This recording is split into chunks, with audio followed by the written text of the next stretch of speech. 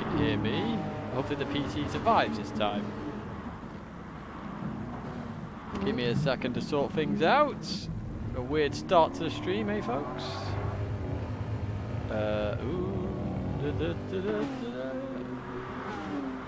Oh, down.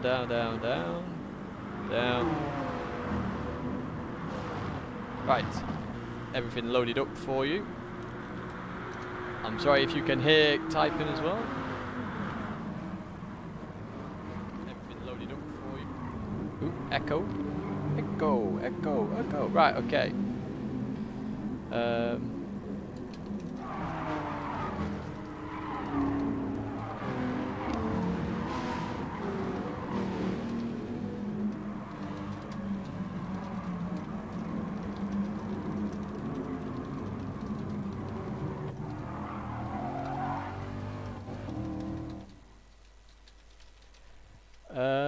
I can't even load my dashboard! Rip. Can I read chat on the laptop? Let's refresh. I can see 31 people. That's good. Oh, hello. It's dead. It can't be dead. It's not. Definitely not dead. You can definitely hear me. You can hear me. What? It's loaded on my screen.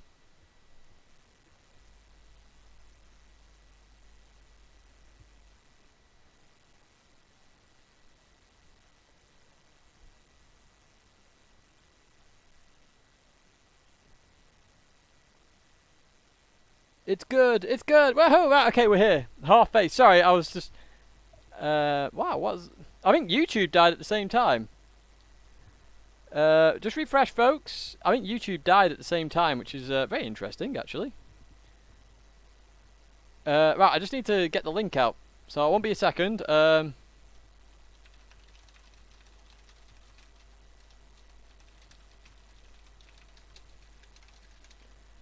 Won't be a second, folks.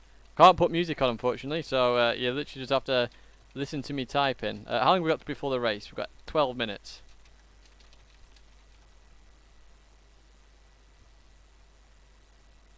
Fingers crossed, that's the link. Ah! Tidge doesn't know what he's doing. It's confirmed.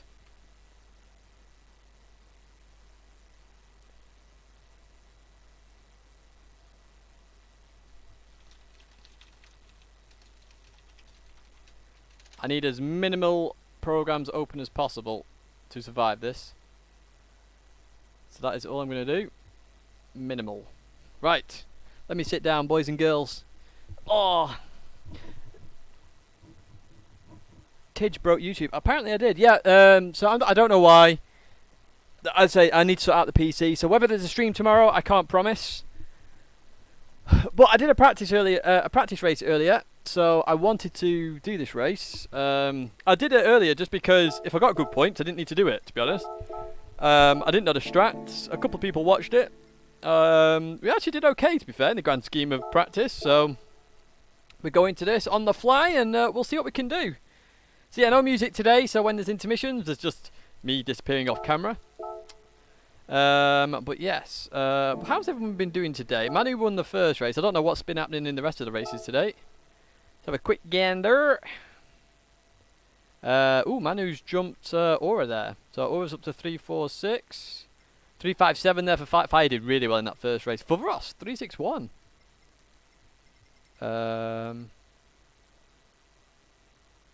Yo, Louis.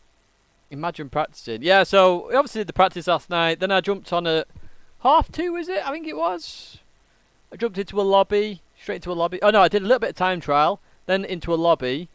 Time trial was just to warm me up. Into a lobby. We were actually pretty on it in qualifying. In fact, we would have got P1 in qualifying in that first split. Except I plebbed one of the corners.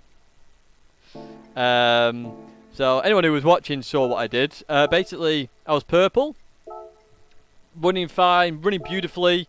And then the Dingle Dell. And then the right. And I went on the grass. Came back on the circuit, made it round the corner. Still would have improved my time, but I got a penalty for running wide. So even though I had dirt on my tyres, I still got 26.8. So that was well on for, you know, middle 26. I saw you went off to... Yeah, exactly. So that lap was pretty insane in the grand scheme of it, I would say. See you in there, Jono? Yeah, nice. I'll see you in there as well. I'm just making sure. I need to keep an eye on the temperatures. There's 2 programs open on my PC. There's OBS and there's the temperatures, and I'm going to keep an eye on both. But temps are around 70 degrees, so yeah, I can't run any intros tonight. Tonight is the night of the last night of the H100 cooler. Yo, Pedro. So sorry if I missed any of the chat previously. I literally started the stream and the PC crashed, which was happy days. Yeah, it is what it is on that one. Yeah, so what was happening there, Bulldog? I was weaving just to get a bit warmth in the tyres because we've gone quite slow on that outlap. So Key was weaving as well, and Melv wanted to get in front of Key. Melv is a GTA Creaser, if you didn't know. He's my old teammate. So, and basically they just started weaving. So Key was still weaving. Melv tried to get in front. So Melv hit Key. Key hit me. That was the end of that. I wasn't really that fussed. Like literally, if anyone was watching the stream earlier, because like some people would go, "Oh, you try hard, Tidge. Why are you joining the 3 o'clock race?" I didn't even check the points. I didn't check the points at the start or during it. I didn't even think to check the points. I was just there to race and practice. Because I had to go pick my car up straight after. Literally, I left and went and picked up my my 370.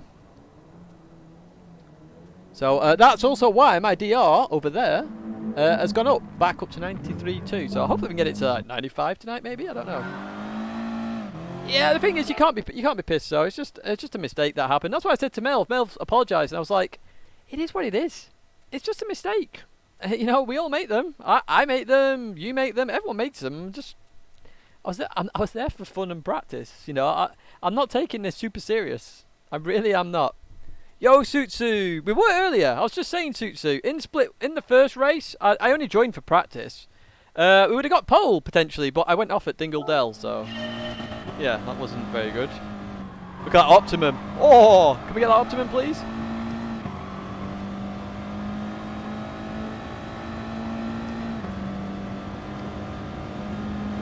So, yeah, what Nico did well in that race as well. Great effort earlier, Nico. So, what was funny earlier is in that first race, I asked Hellfire what was the strats for the race right before the race. I mean, it was like a couple of minutes before. And he said 2 stops. I was like, oh, okay, I'll do the 3. I thought to myself, I'll do the 3 stop, just see what the difference is between the 2 stop. Then everyone did the 3 stop. And I was like, oh, come on. I nailed traffic, though, in that race, pretty much. I only got held up a couple of times. So, yeah. Nico Lagarde. Oh, yeah, actually, to be fair, the Nissan Micra I got today while my car was in for service. Very easy to speed in it. Now, like literally, I don't know why, but I'll call it a cheap road car, but in the more bog standard road cars, maybe that's a better word to use, the accelerators are so soft. I'm like slightly touching it. I'm like, whoa, okay, calm down. Whereas in my 370, I'm mostly used to the throttle pedal, aren't I? So, yeah, and then I got back in my 370. I was like, whoa, the steering's heavy. Because obviously a lot of the bog standard cars nowadays have got very light steering, you know, for the elderly and all that good stuff. So I got in mine, I was like, whoa, that's heavy steering. And then instantly there's a dual carriageway straight off that. So I was like, okay, let's have some fun here. So I had some fun on the dual carriageway.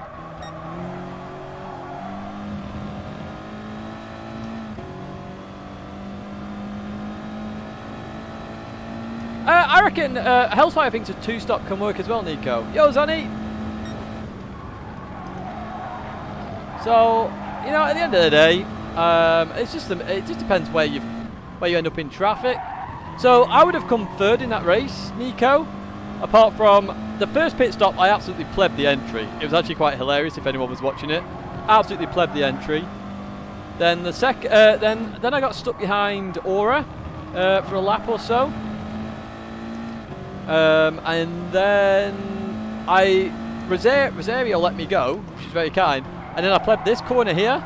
I absolutely plebbed this corner. So then I let Rosario go on the next lap because he was on my inside down here. I was like, just go because you're going to be better with the tyres. And then, yeah. So by that point, I lost out in a few seconds.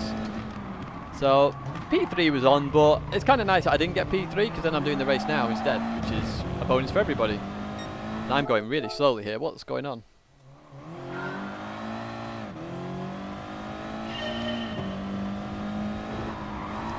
Oh really, Nico? That's unfortunate.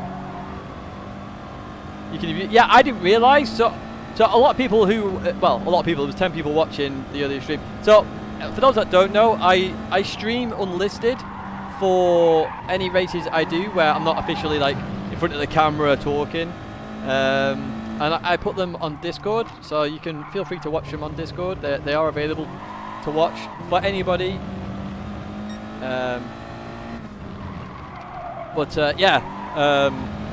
For those that are watching, they will have noticed I was very soft on the first pit entry. Very soft. And plebbed it at the same time.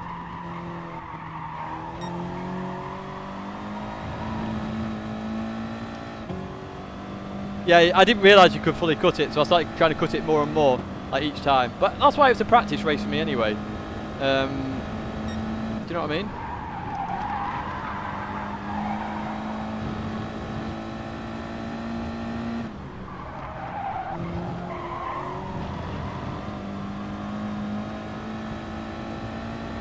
Manu's got the world record now, I think. It's a good lap as well. I was following it earlier. It's a very good lap. And he takes the line I would normally take at the last corner. So I started testing, because Manu takes the line I would normally take. I started testing this line that I started learning, and this line was definitely faster. So it's kind of it's a new trick I'm going to have to learn for Brands. Not one I'm very much used to. So I got it wrong a couple of times.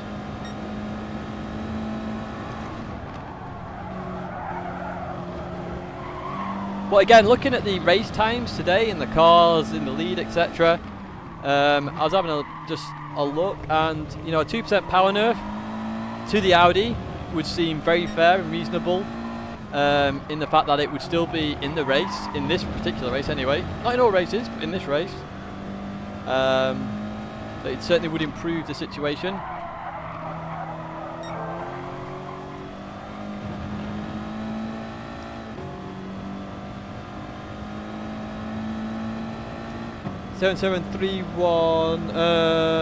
I personally would 3-stop, but be careful what you choose for your first tyre, because it'll all depend where you start on the grid. So if you'll start, so I started P5 in the first race to give you an idea. So I instantly put mediums on because I knew that I'd be one of the higher starters on mediums. So I was like, okay, I'll do mediums, and that opens up the strategy for me a lot, because what it meant was, if there was no gap behind me, I could carry on in mediums and go for a 2-stop. But if a gap built up behind me, which it did, it meant I could go for the 3-stop and try it, which was the whole idea of starting on mediums. So on the second lap, I came in the pits, came out in clear air, cut up to a couple of guys. I got very confused when everyone did the 3-stop. It really confused me. Including Fire, I think, did the 3-stop as well. Maybe. I don't know, actually.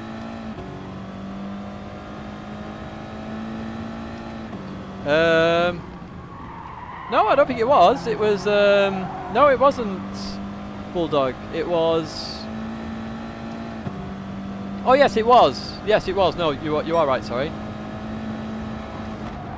I'd say a 2% power nerf, I think, would settle the old TT problem that we have. Ooh, I'm doing terrible at the moment. I'm miles off the pace. As we know, 0.4 is what we should be at there. But yeah, I think a 2% power nerf, 1% for the Volkswagen as well. The other FF cars are fine, although personally I think the Peugeot needs the same treatment that the Audi and the Volkswagen got. I mean, we did the bot test, didn't we, the other week? So many points for this one. There's not going to be very many points for this one at all, I imagine. For split one, it was 390, I think Quinton said in the end. I didn't fully pay attention, and when we looked earlier, I think it was 390 anyway. I'd say I didn't check. I wasn't bothered about points earlier. I literally did it as a race where if I got good points, happy days. If I didn't, I do it now. I race now, and I prefer racing in the evening anyway to in the day. The only reason I raced in the day this week was because of my car.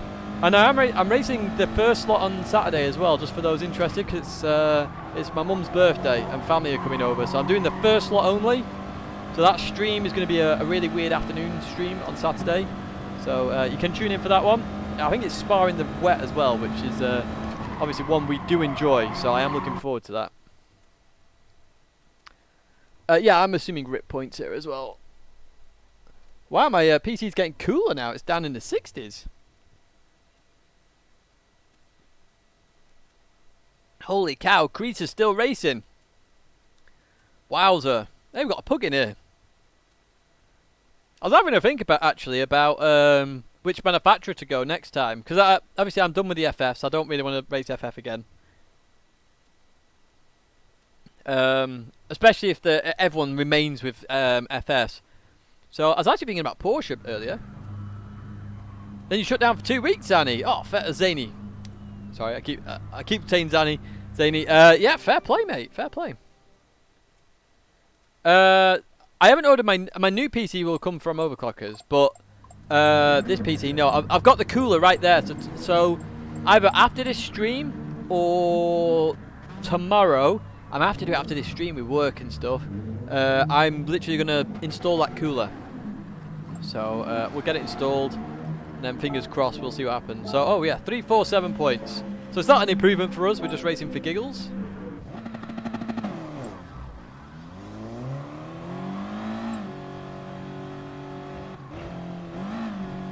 Well, yeah, no one's in Porsche, so I was just like, yeah, might as well, you know, might as well look at that one. So Porsche, Ferrari's up there in my list, McLaren's up there in my list. Basically any MR car with an MR. Oh, that's non-FF in Group 4. I don't really mind what the Group 4 is as long as it's not FF. As I say, I'm a bit, what's the word? I'm frustrated that so many people have come to Audi. I really wish they didn't let you re-pick during the season. I think it was stupid that they did that, but hey, there we go. Carlos Crease has been racing from the first slot as well. Fons, Tidgney, you should do a 4-stop.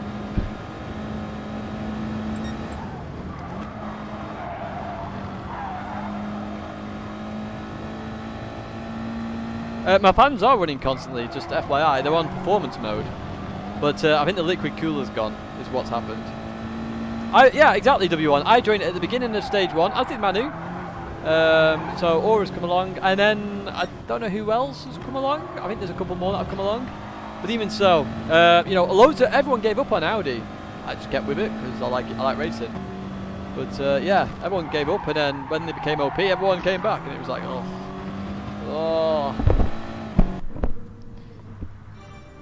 See, I like doing top 16s, so that's why I'm frustrated about it, if I'm honest. I'm really frustrated about that. When can we change manufacturer? So at the end of this season, so beginning of August, you will be able to change again. So after this season, you'll be able to change. Someone better tell Calderon he's on the hard tyre.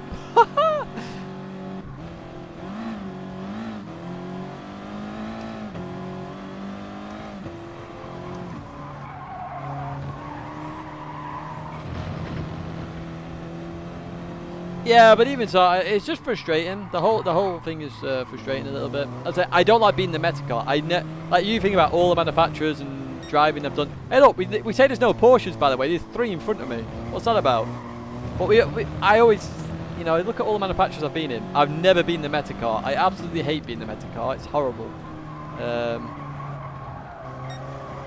I much prefer not being the meta car. Last explain. Yes, it has, Saitama. It's made it a lot better in my opinion. It's a lot more risky now to go for slipstream. Now people still go for the slipstream because they realise it's still strong, but they don't stay in it as long. You're going to require much more skill to remain in the slipstream as well. So I would actually say it's at an acceptable level.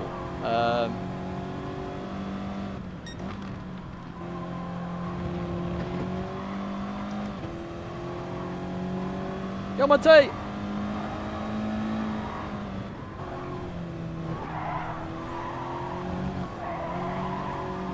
did that all sorts of wrong. Too much weight transfer. Let's see what we can do on this first lap.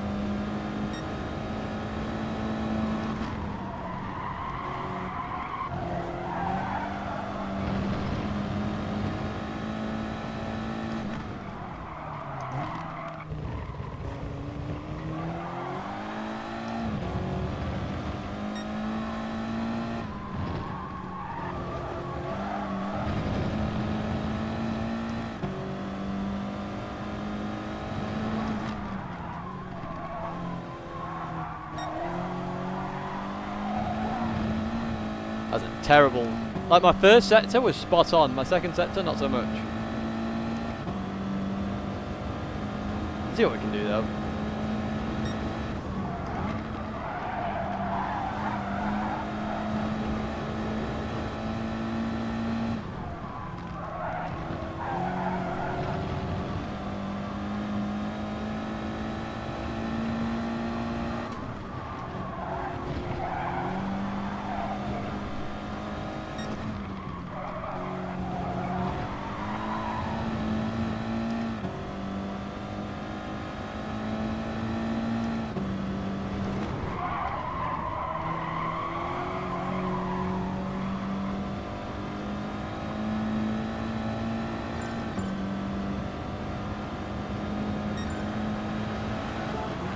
It's okay, I guess. We can certainly go faster. We should be in the well in the 26s. Oh, hey, Rory.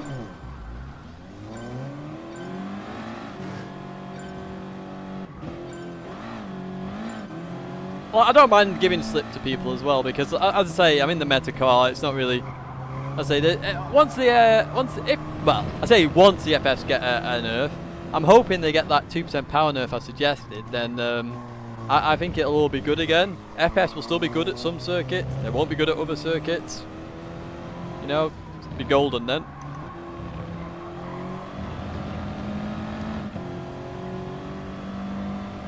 Nah, you can get mid-26 without slipstreaming the TT. Trust me, I was on a really good lap earlier on today. Really good lap. I can't even tell you how good that lap was. Only the people that watched earlier on the unlisted stream.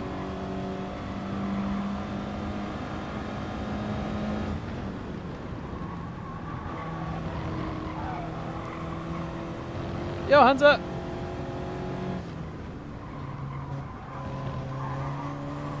Apparently my house is coming along really nicely, by the way, with the decorating. The decorator messaged me today. Can't wait to see it. I really can't.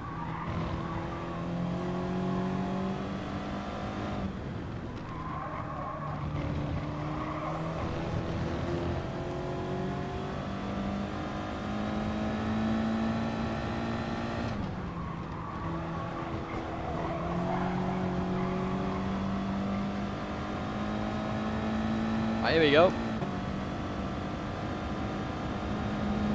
what we can do this time. My first sector was spot on last time. That's not spot on, I can tell you that much.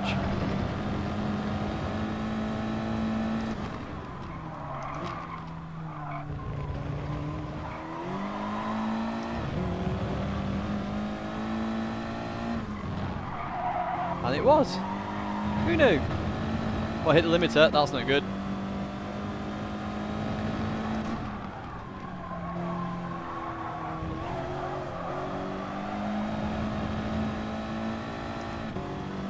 Look at that. Minus 8,000s. Plus 2,000s.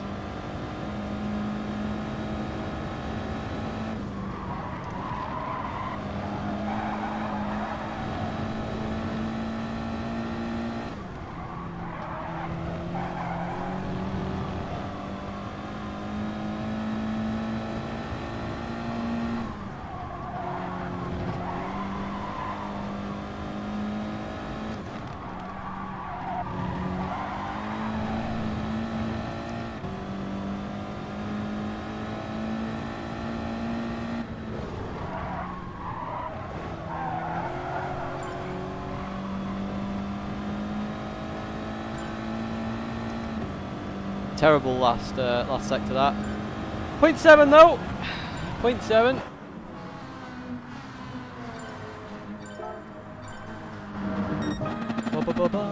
Got time for one more. We'll see what we can do. We can go faster than that. I'm 100% sure we can go faster than that. I reckon another 2 tenths in there maybe.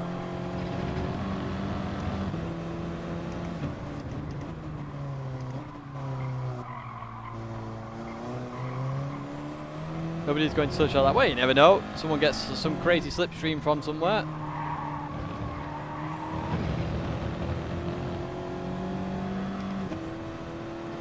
Scirocco rules, what?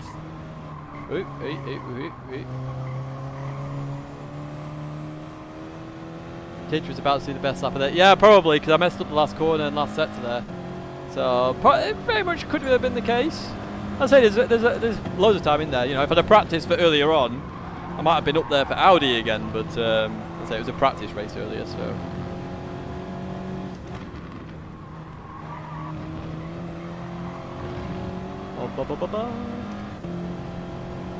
I don't mind giving the slipstream. I think we've got time to actually restart as well, maybe. Or maybe not, actually. It'd be tight.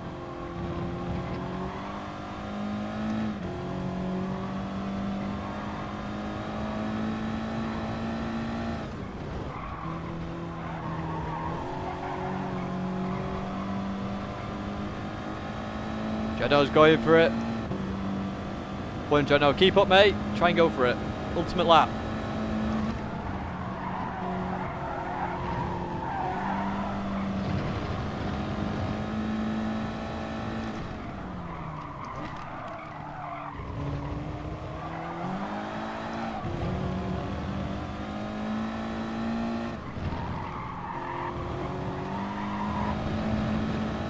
Didn't hit the limiter this time, could be up.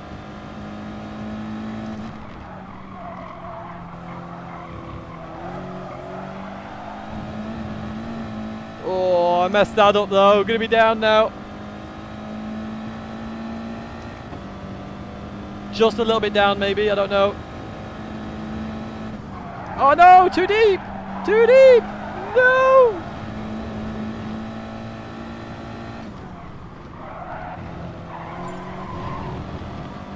That was slower as well. Ripperoni!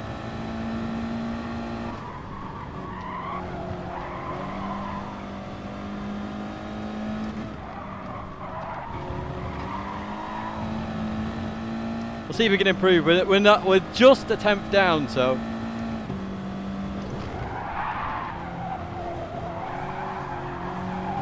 No! No!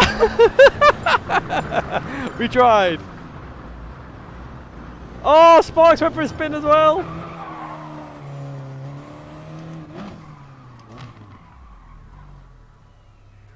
I don't want to cross the line.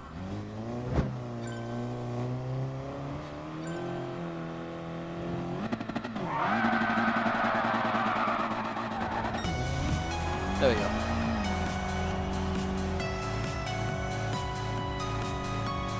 Oh. So, yeah, there's definitely a 26.5, 26.4 maybe with a bit of practice in there. Maybe. Maybe. Haha, no. There's still more time in there, like 100%. The 0.5, I would say. 0.4 would be like absolute perfect lap, maybe. I don't know. I mean, we're nearly a 10th up. Into sector, the end of sector 2. And we didn't really nail the exit there, and we could have nailed it. And then we were still up at the end of sector 3. And then we plebbed Hawthorns completely, and we were still within a 10th. So, yeah, lots of time in there. So, probably 26.4 is the ultimate time. But then again, I'll probably get a 26.4 at some point and go, oh yeah, I can get a 26.3 now. So, I don't know. We'll see. See what happens in the race. It's a good advert for a nerf. As I say, I have suggested, and you guys know this, a 2% power nerf to the Audi TT. I think that solves the problems, because then they can race with the tyre wear. They're a handling car then, which is what they probably should be. I think Cody said this in one of the WhatsApp groups, and he's absolutely right. So a 2% power nerf, 1% for the Scirocco in my opinion. I think the Volkswagen does need 1%.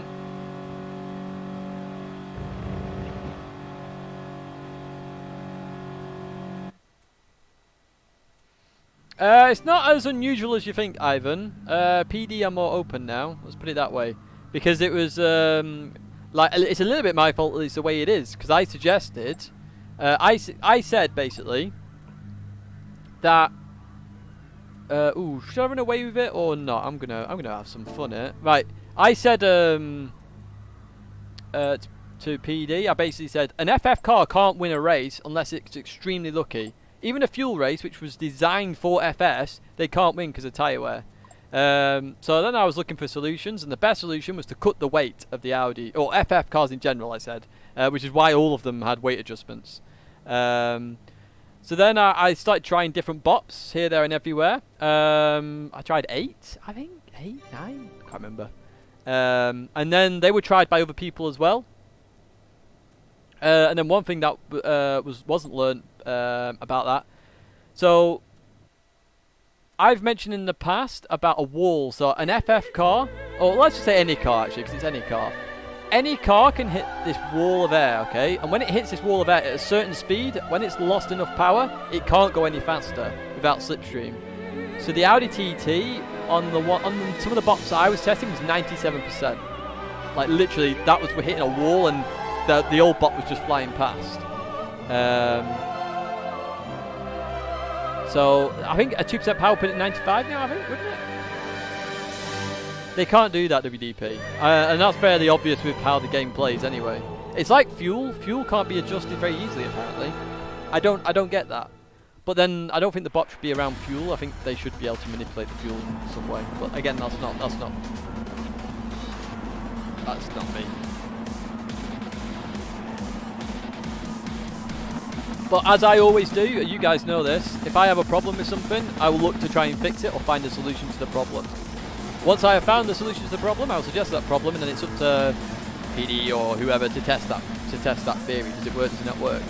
Like, I would argue the bot actually has worked to some extent. We've realised that tyre wear has been improved massively for the FF cars, so that's a positive from it. What they need to do now is just sort out the power side of it and problem solved. Literally, that's it.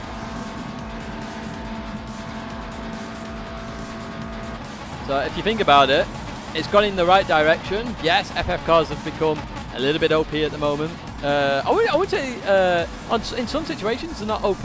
Like look at Daily Race C, for example, they're not OP there. But Gardens is not an FF friendly track anyway, so it shouldn't be anywhere near the top there. But yeah, as I say, like it's gone in the right direction. It just needs a slight change, pull back a little bit with the power, and I think we're there. Personally.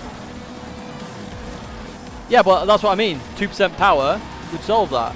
I mean, I could have been on pole anyway with a 2% power nerf. But on other tracks, the FS won't be as good. Like you look at Split 1 today, for example.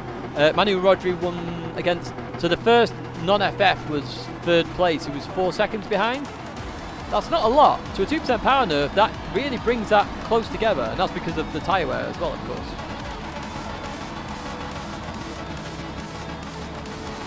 Five out of 5. What do you mean 5 out of 5 wins is not little? You got to look at it from over a race distance. A 2% power nerf is a significant nerf to any car. Why do we never see super soft? It's not super duper OP because it's not winning every race. So the minute this bot was brought in, it didn't win the first race that it was. It had this bot. You got to remember that, Ivan. Like, one of the problems we've had at the moment is soft tyres. Because soft tyres, as we know, it's like the Nissan GTR problem. Same principles. Literally, when a power car, and I would still argue these are power cars just with more handling now, which is a problem. When a power car, or one that can accelerate fast, gets softer tyres, it just goes better. Happens with the Nissan GTR. When it's on softs, it's just gone. When it's on hards, it's nowhere to be seen. Oh crap, that was bad.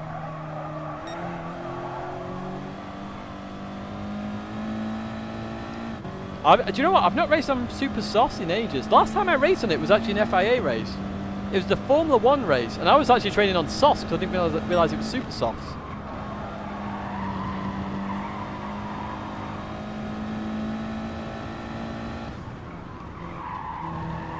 Wait.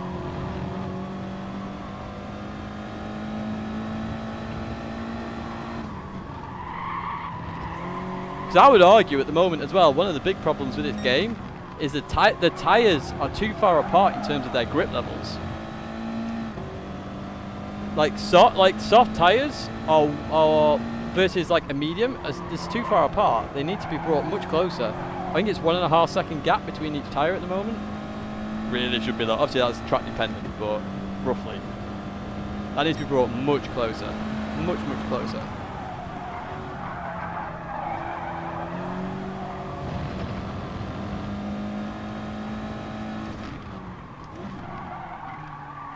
Yes, that's true, Outlaw. And I've said FFs are winning too much. I'm not saying they're not OP. What I'm saying is they just need, like, as I say, a power nerf, and I think the problem is solved. Whoa, why have I just gone to 1 bar? What's that about? Come on, internet, come back to me.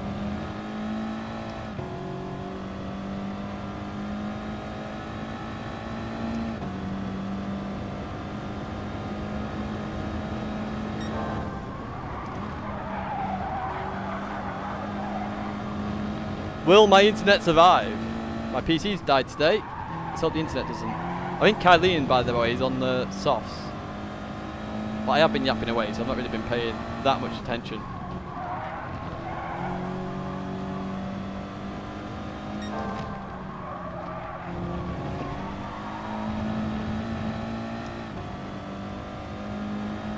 Tidgbot confirmed.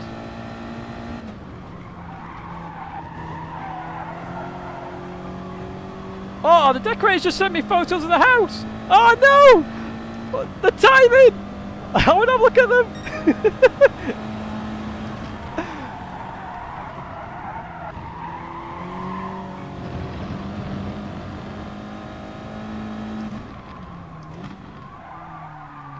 I'm gonna go for a 2-stop this time. I did a 3-stop in my practice race. Go for a 2-stop. Whee!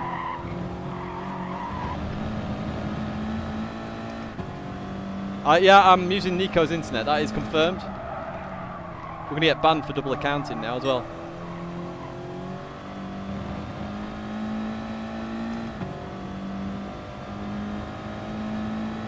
I don't think I'm lagging like crazy because it's just gone back up.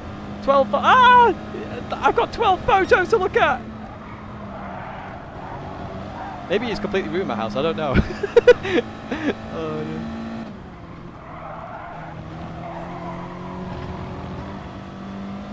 Exactly. I don't know why it went to 1 bar then. Maybe PSN was just having a moment because YouTube had a moment, didn't it? Because you lot said it died and I couldn't actually touch the dashboard for some reason. So it's definitely a YouTube thing before, after my PC went nuts.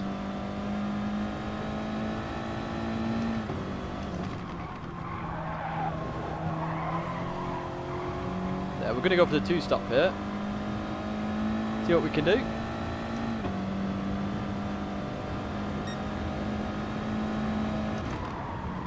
Bit of a race on. Whee. Gave enough room. Gave enough room.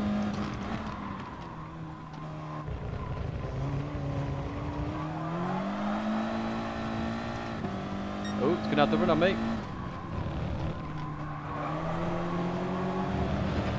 Have to try and get the run on the straight. We'll have a bit of fun here.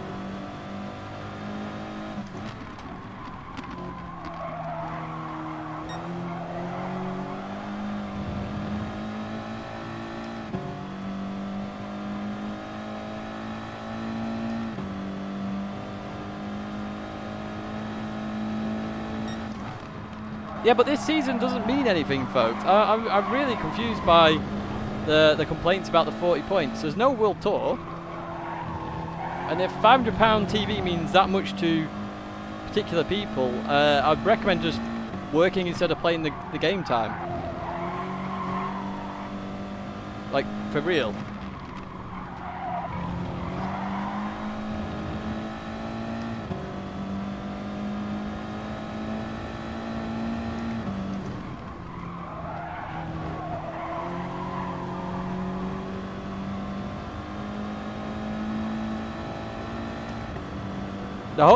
See, this is half the problem with the way manufacturers works anyway. That or just the game in general, I suppose. Like, people, the game doesn't work in a progression system, so it doesn't really work the way some people would imagine it would work, I suppose. Because I would personally want it to work in a progression system, so, you know, you wouldn't get 0 points for coming last in top split, for example, and you'd actually progress, but it doesn't work like that. It's kind of frustrating. If it's a progression system, yes, I'd agree with you, but it's not a progression system, so I would just have fun with the cars you're in. I've been Audi for 1.5 years now, I think, or a year. Maybe not even a year, actually. When did I pick Audi? Might have been September. Oh no, it's over a year, because I raced them last year as well, didn't I? Ooh. So yeah, it's 1.5 years, or approaching 2 years.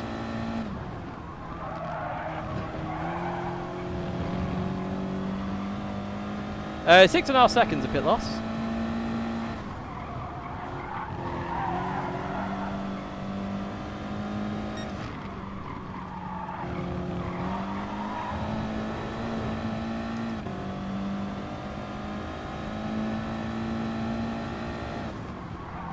You gotta remember as well, like with manufacturers, so Hellfire came over to Audi, so that's going to boost their points a lot in manufacturers, because you know, CSA, I'm not having a go either.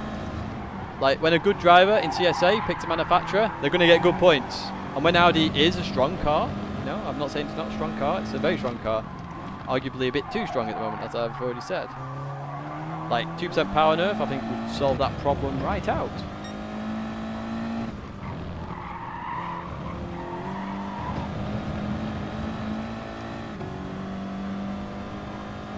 But yeah, everyone will have improved. Like, if you think about it, I've done an hour's practice for this, if that. Well, hang on. I did a practice race, which is what, half an hour? And then I did half an hour in the lobby, and I did an hour last night, didn't I? So whatever that adds up to is the practice I've done. So if somebody's put 5 hours in, or 6 hours in, they should all arguably be doing better.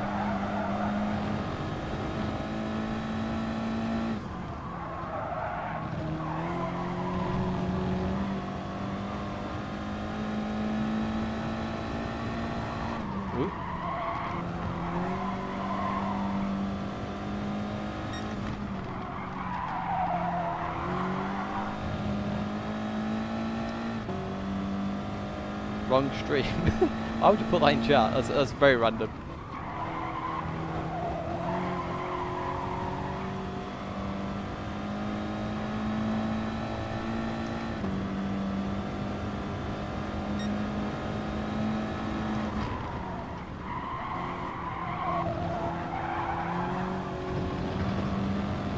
I'm not sure what's happening behind in terms of everybody else.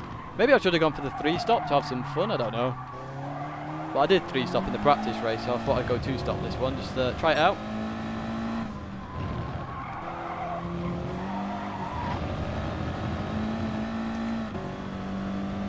I might, for giggles, put hards on first and then do the softs. Might get some racing then, maybe.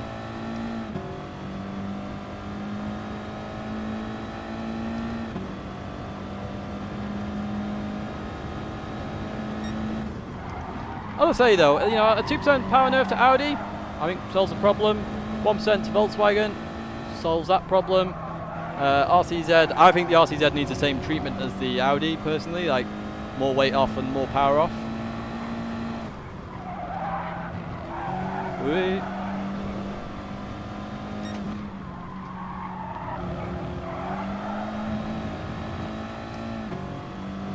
Two-stop plenty faster. Well, we will see. We're going to actually go in the pits now.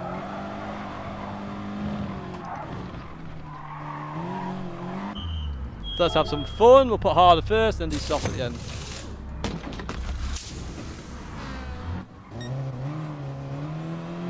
But there's no damage. I'm very confused by the damage, Ivan. What would have changed? A different manufacturer in the top 12. I mean, there's no World Tour, so it doesn't matter. I'm very confused by the damages done. I'm well confused by it. I don't personally get it.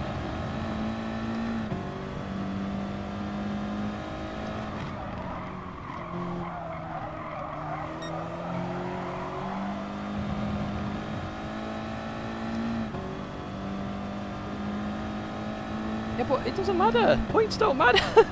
It's not a progression system. It doesn't matter.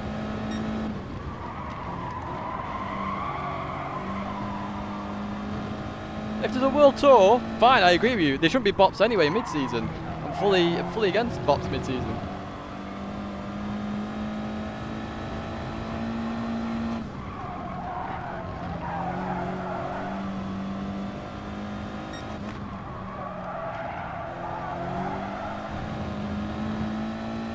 Yeah, it's a £500 TV. It's not the end of the world. And generally speaking, the same people are still getting the prizes. It's just like the 1 or 2 might change, which is like the tiniest part of the GT population. It really is not impactful. Yeah, the secret is a TV, a £500 TV. And as I say, if a TV is that significant, the amount of hours you have to put in anyway to be in your top of your class, wherever it might be,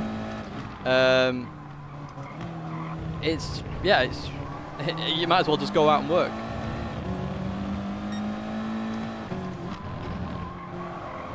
I say if it's a World Tour, fine. I completely agree with it, but there's no World Tour, so.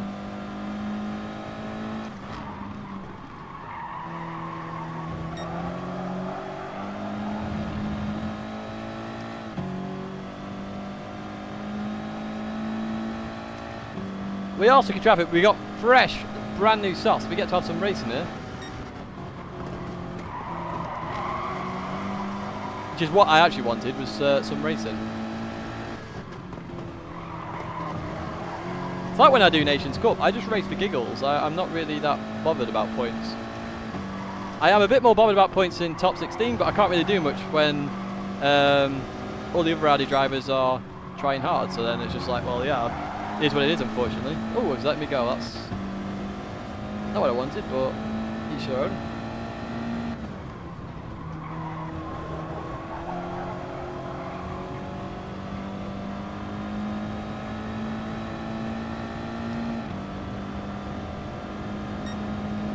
Excuse me.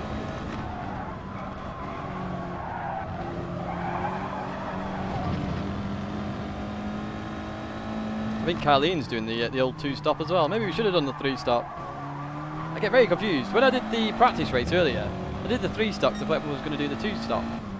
Everyone did the 3-stop. Now Kylene's doing the 2-stop, and I'm just like, I want to do the opposites, people.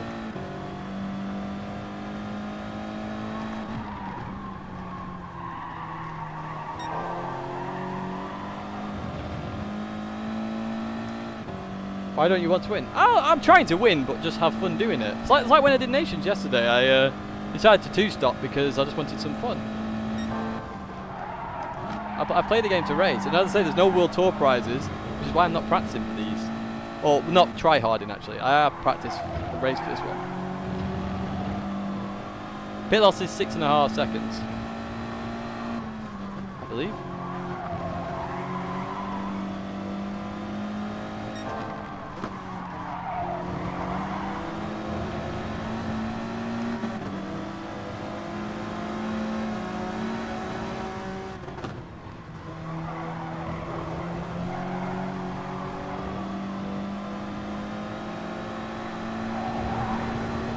Well, that was bad of me, wasn't it?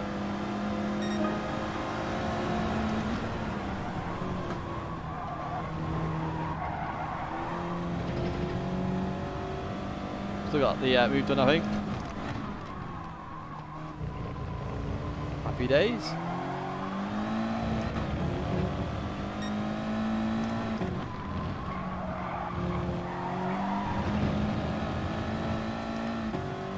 Tidgney almost going off on a straight. Yeah, I'm a pleb. I bottle that often.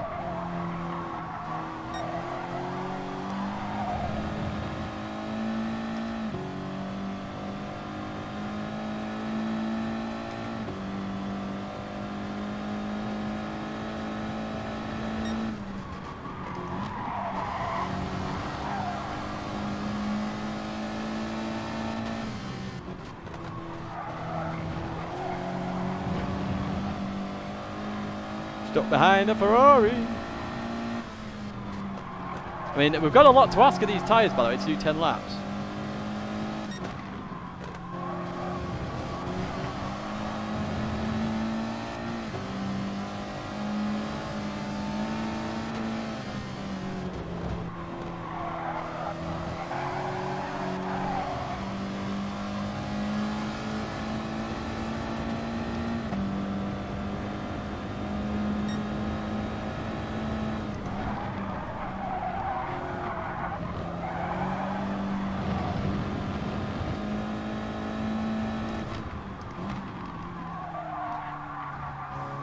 That sound, yeah, that's very true. I do like the Ferrari sound.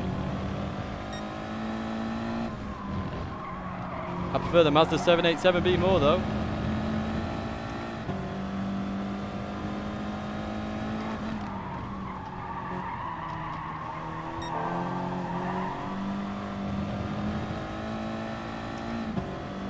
Not sure what Kylene's doing, to be honest. Lap 12 now.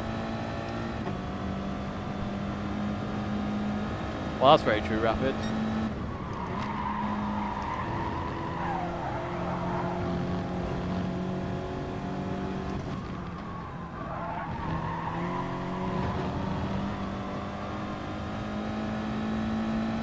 I am, yes.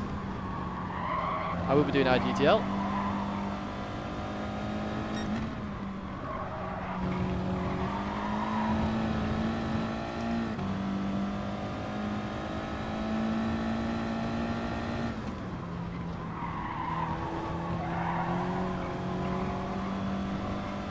I'm not sure what strategy Kylene's on.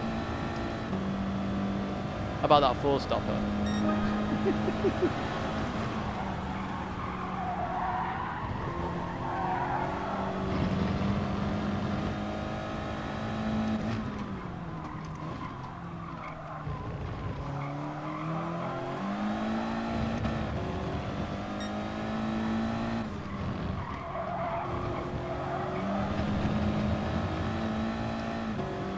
Could be a one stop. That's a long stint though, right? On the mediums. It's a very long stint. I mean, we're not really catching, to be fair, so I don't know.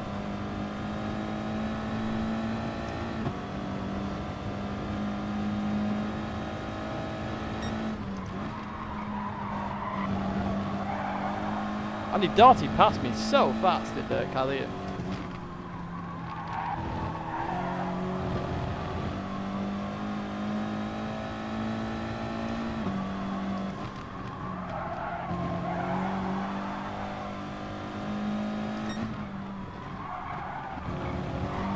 Oh, do you know what? It'll be a two-stop. I bet he came in the same lap I came in.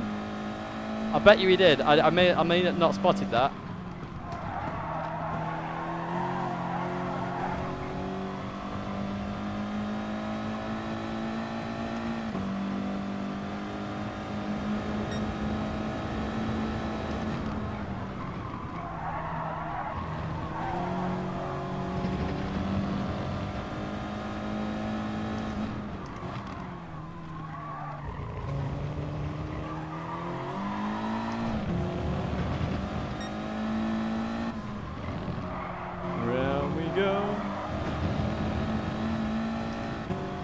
Yeah, I'm with you there, Vinny. I think he's on a three-stop.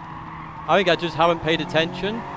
So I've been yapping away, and he has already pit once, and he's on the second stint of softs, which is why that gap's not really changed. So yeah, we will see. Yeah, it will be really close.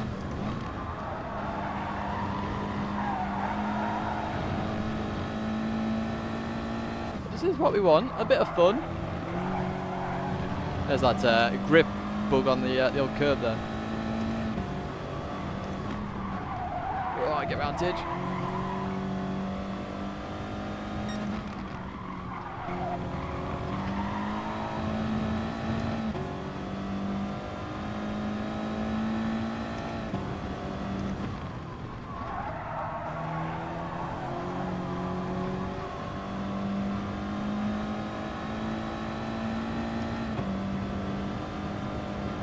Ooh, 28s now. That's not good.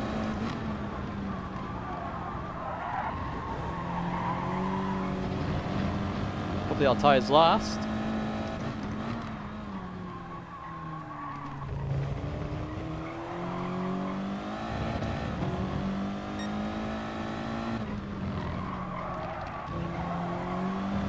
So if we win this, we'll do some dailies. If we don't win it, maybe we just try something different in the race. I don't know, just for some fun.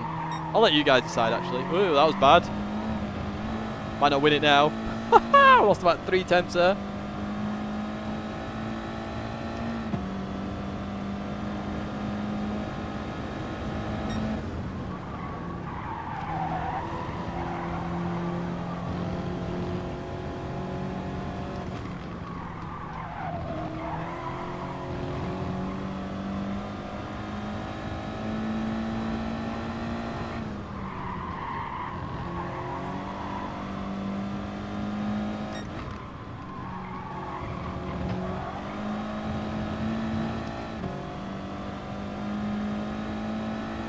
Slightly caught up a little bit there.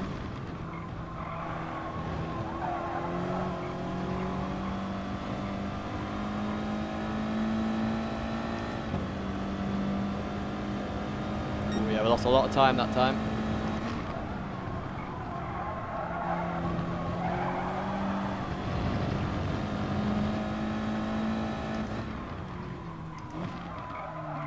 Yeah, Kylene must have already picked once.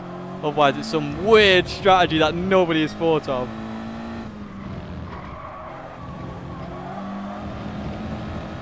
Hey, Giz is in chat. Come on, Giz, give us the info. Ooh.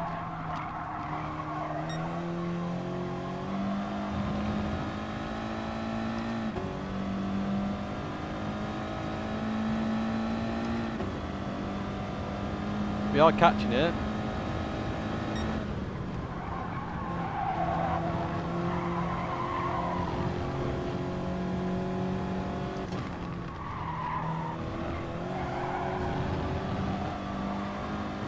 Hey, I'm not talking to him.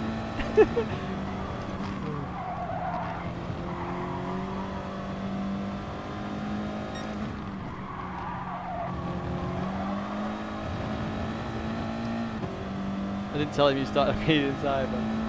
There's the second softs. I think we were right with what we said. There's the mediums. Yeah, so we'll be going on hards in a second. Next lap. Could be interesting. Could be interesting.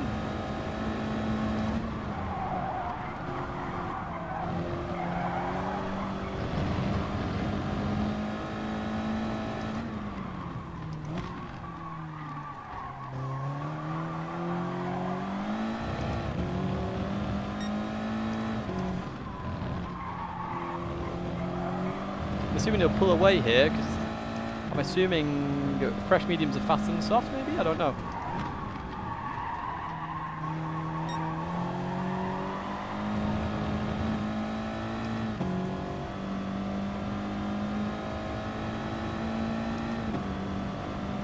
For me, I'm just the only thing I want to do that I'm really frustrated about Ivan is I want to be in top 16 because I like doing the old dress ups and the fun streams and stuff like that.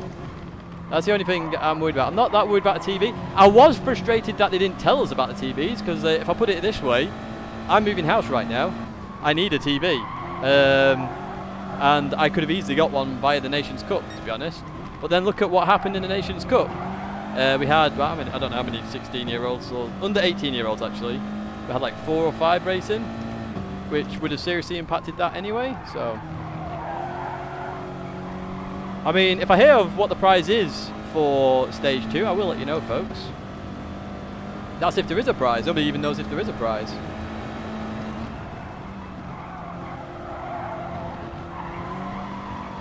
So yes, It was the 3 stop. I missed the stop. He must have pit the exact same lap I did when I was on the old hards.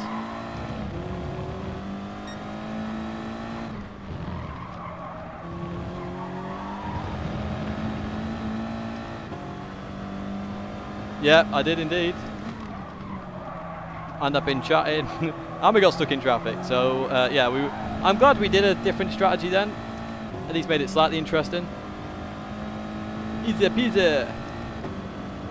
But yeah, I'd say a 2% power nerf. Imagine a 4% power nerf. That would be a killer. I think would help solve the problem. The main places you'd lose is down the back straight there, start finish straight with 2% power nerf. You'd actually gain a little bit on this corner, for example, because it's all about the understeer and you get less of it.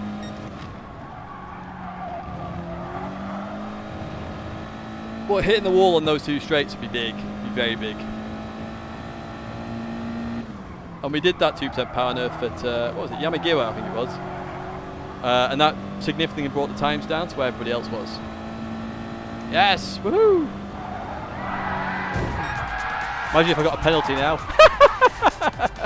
Oh dear. Oh dear, that would have been hilarious. 5-second penalty for hitting the barrier. Tidgney wins top split while letting me pay attention. To be fair, you know, it's not got like the big guns, B-Racer and all that Latin. Nobody knew there was TV as a prize. They just randomly came out with it, out of nowhere.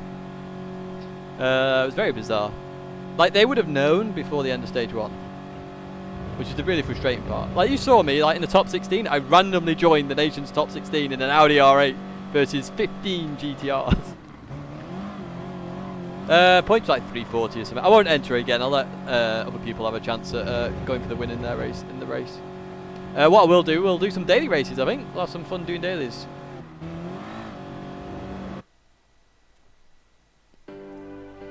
Three stops is fun, but then we'd have only been racing Kylie maybe.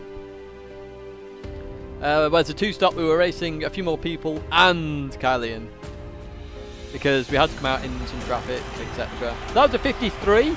I think Hellfire said there's a 46 possible, which makes sense. I mean, we got stuck behind a couple of people, so we can knock off probably like 3 or 4 seconds straight off the bat. So yeah, all good. I don't know what RDR goes up to after that. What's it on? 93.8. Oh, okay, it's gone up 600, I think. So happy days, nice and easy.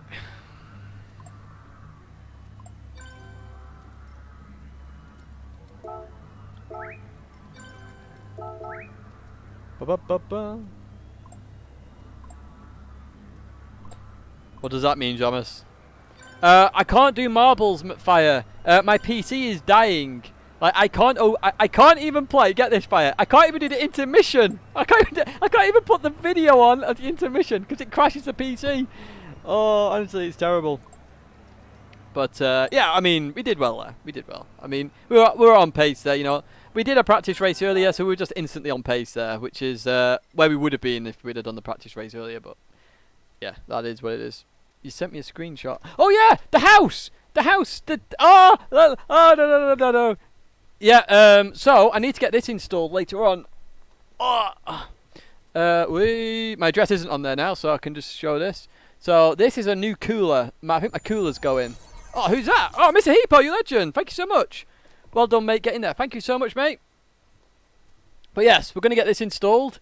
It's a £30 cooler off Amazon. A Hyper 212 Evo. A lot of people have used this on the process that I have, so it should work. Fingers crossed. And then we should be back game, and that also should help with Premiere Pro, because Premiere Pro has been struggling like hell lately, which is why videos have been taking all sorts and schedules been going all over the place. But yes, Zany, you are quite right. Let's have a look at those. Oh, cheers, Jono. I was hoping you'd try and stay up in that quali lap. I was edging you on in the old streamo. Right, okay, let's change accounts.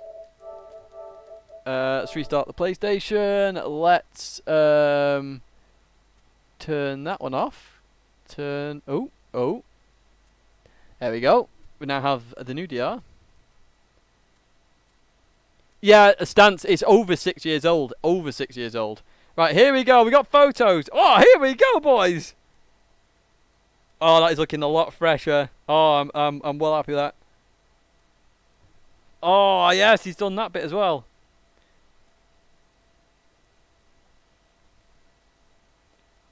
Oh, I'm happy with the colour of the room. Oh, sweet.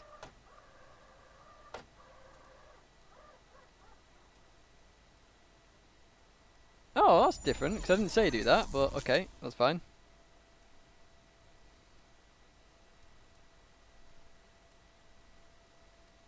What's kicking off? Oh, Venture Legend, thank you so much. Well done, mate. Congrats on your house. Thank you so much, mate. There will be a housewarming stream. That makes sense. Room colour is pink. Zany, it was pink. That's the critical thing. The gaming room was pink. It was. It's not anymore, though. It is now, if you want to Google it, it is now warm pewter is the correct colour.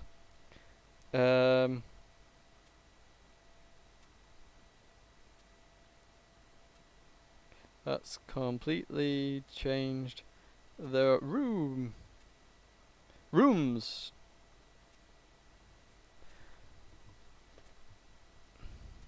Show us, Todger. How can I do this?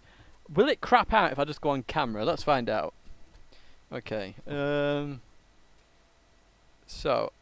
try and do this. Should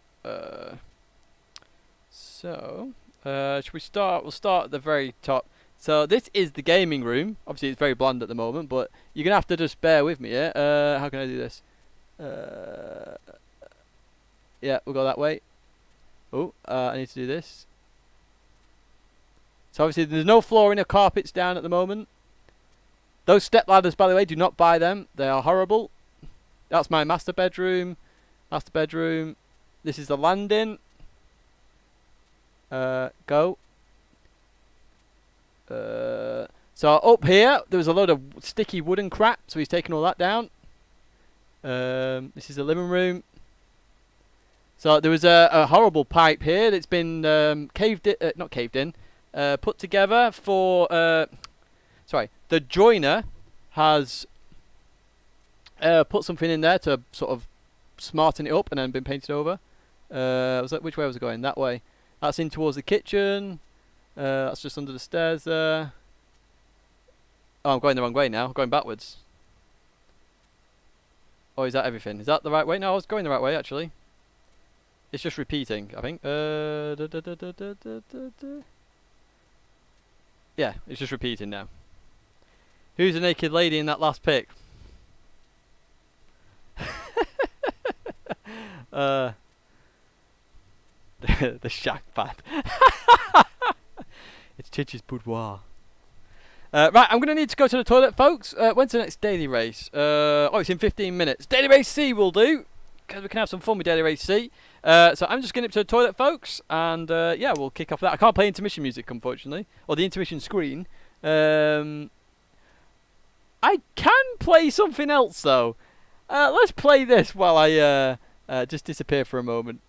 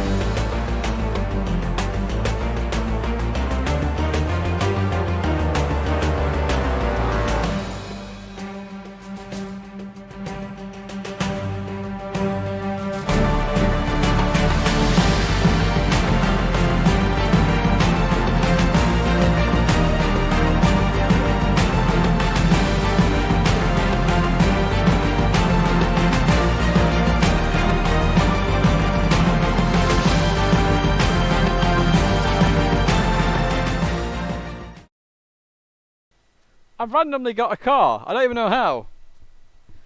Very bizarre. Very, very, very bizarre. In reality, fall asleep on the toilet.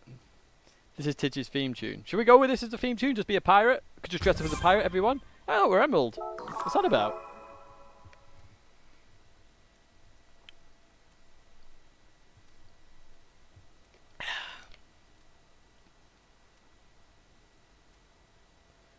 Why don't you conceal the pipe? Mainly because I'm not made of money, and the joiner has actually done a really good job, and it actually looks really nice. So leave it on while you race. No, we won't do that. So we are going to do daily races now, so feel free to try and join, especially if you're around my DR level. I suppose it's up to you folks. Which car do we pick? It is, but I don't remember, like, sort of, I thought I'd already claimed it, if I'm honest. So, we have a choice of these at the moment. What's top now, by the way? The Atenza. Where's that come from? Anyway, notice there's no FFs. But yes, FFs still need a nerf, by the way. I'm not saying FFs don't need a nerf. I'm just saying 2% is probably the perfect amount. The Veyron. Pick the Dodge. McLaren. Okay, so what we'll do, we're going to do a countdown like we did last time. So when I say go, the first person, or the first manufacturer I see, we've got enough money to buy a couple of cars. The first person's message that I see is going, we're going to pick that car, okay? First person. It doesn't have to be any that I have there. We can buy any others. It has to be a Group 4 car. So when I say go, like spam that chat like nobody's business with the car you want me to use, and obviously the first person that appears is going to I'm going to pick your choice. Okay, so on your marks, get set. Are you ready? Go!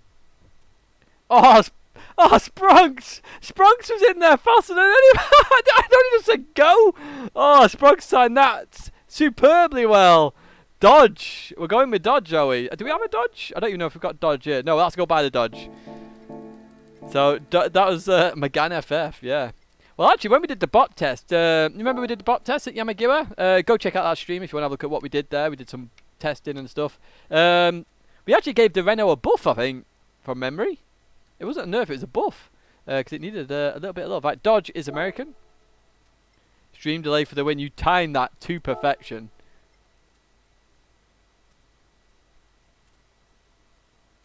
No. Yeah, but White Tiger, it wasn't. You gotta remember, when I say go, 10 seconds later is when you see it. But when I say go, I see the chat instantly. So Sprunks actually nailed it in terms of guessing when I would say go. That's the trick. You gotta guess when I'm about to say it.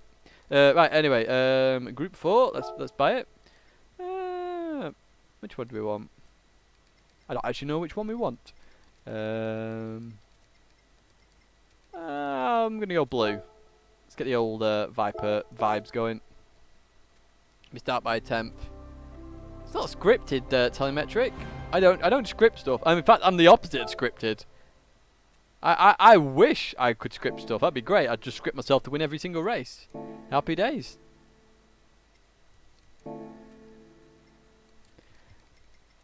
Right. Okay. So we'll start at the back, of course.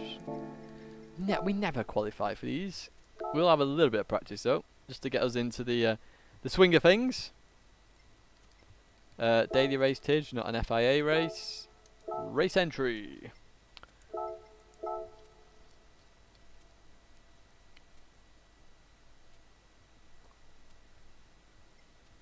See, I'm really happy with that. How those pictures have come out. That's really good, actually. He said it'd take 6 days. He's done it in 4. I mean, fair bloody play. So I'm, yeah, I'll have to make sure I get the carpet sorted. Tidge do B. I'm not doing B. I bloody hate Nürburgring. Like, you guys know that. I've always said that I will never race Nürburgring again. Then it came up in a bloody daily race, so I had to race it. But it's only 1 lap. Scripting is like being changed maybe. Yeah. To be fair though, even with that scripting, that was hilarious. Like, Like, a lot of Top Gear was scripted, but they did it in a way that it still was funny. See you later, Zico. So it's hard tyres.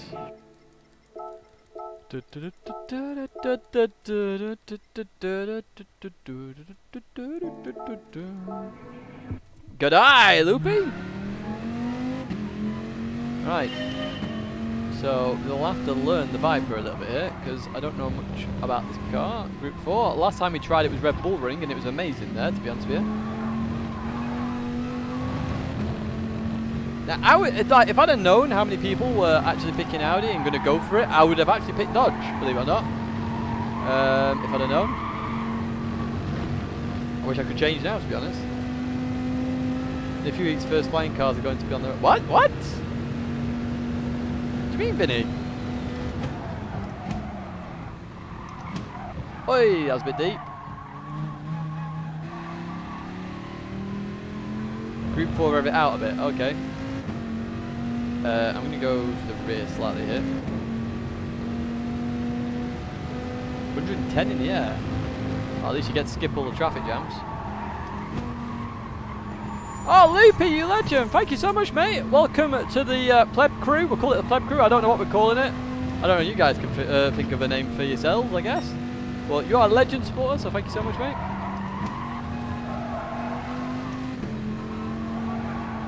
Oh, let's get round. So we're actually nailing this quite straight off the bat here.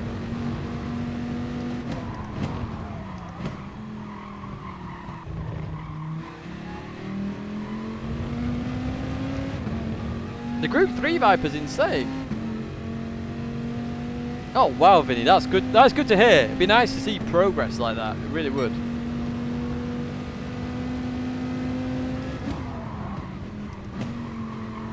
Oi! Ole!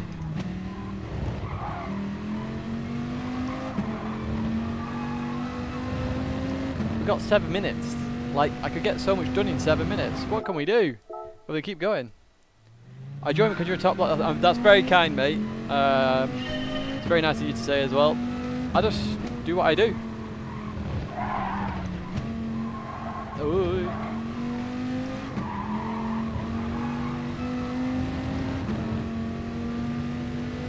Do you need a pilot's license, Vinny? I'm assuming you do.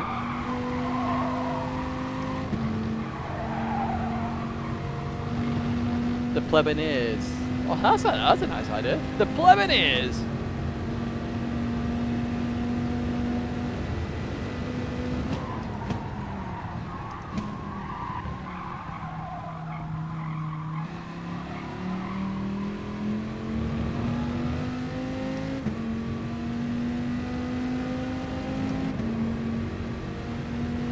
It's a very good point, someone. That is a very good tip, actually, for a lot of people.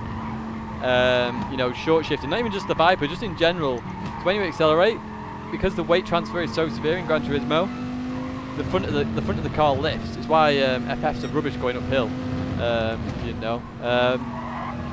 So, you know, short shifting reduces the amount of power going, so the front lifting up is less, so you can turn better. Very good point.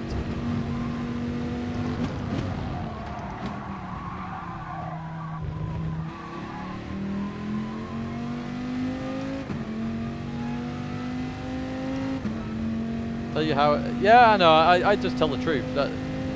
The way I always see anything is as if you tell the truth, you've got nothing to hide. Do you know what I mean? Like, if you lie about anything, then you'll always get found out. It doesn't matter in what in life. You know, if you lie about something, someone will find out. Somebody will know, and then you know you've got this worry over you that they will release whatever information, and you're just like, well. So, you know, I've always gone by the... I don't... Like, a little white lie. Everybody tells little white lies. It's, you know, it is what it is. And sometimes... What's the worst white lie I've told? I've told white lies before now. What's the worst white lie I've told? I never told it to you guys. White lies. I just say as is. So I don't really do it very often. Like, somebody says something, I will just say it how it is. Normally, like, if it's a white lie for me is when somebody goes... or somebody says something at work, and I'm like, oh yeah. when really I'm thinking something completely different, and you guys probably can imagine what I'm thinking. Okay. In fact, one time actually, I probably shouldn't say this on stream, but hell, I'll say it anyway. Somebody emailed me something, and I went, "You absolutely, Peggy 18, advertise a friendly word," I was absolutely going off on one. And literally about 5 minutes later, my mum walked past the room, slowly opened the door, and went, "Who were you calling her?" I was like, "Oh, somebody emailed me something absolutely stupid." She thought I was on a meeting calling someone absolute everything under the sun. I still remember this. She just walked. "Who are you calling?" I'm just like, "Oh, it was from an email. Somebody asking something stupid." Oh, it's hilarious.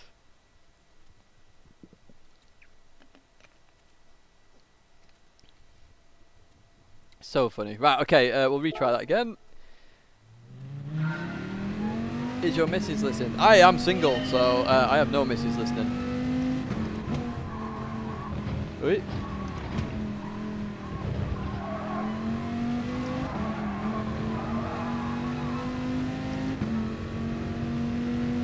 Lol content. Yeah, we secretly got a DR reset.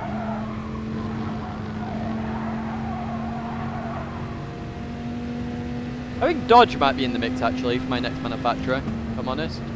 Might pick Dodge.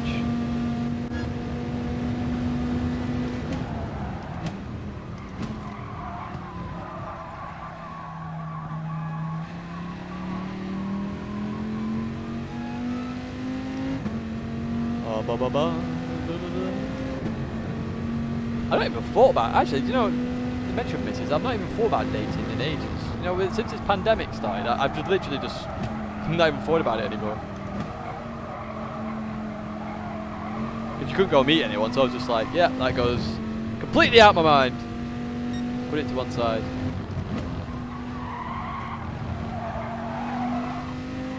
Yeah, Lloyd's went Dodge. Lloyd's is a great guy as well. Lloyd's is a superb guy.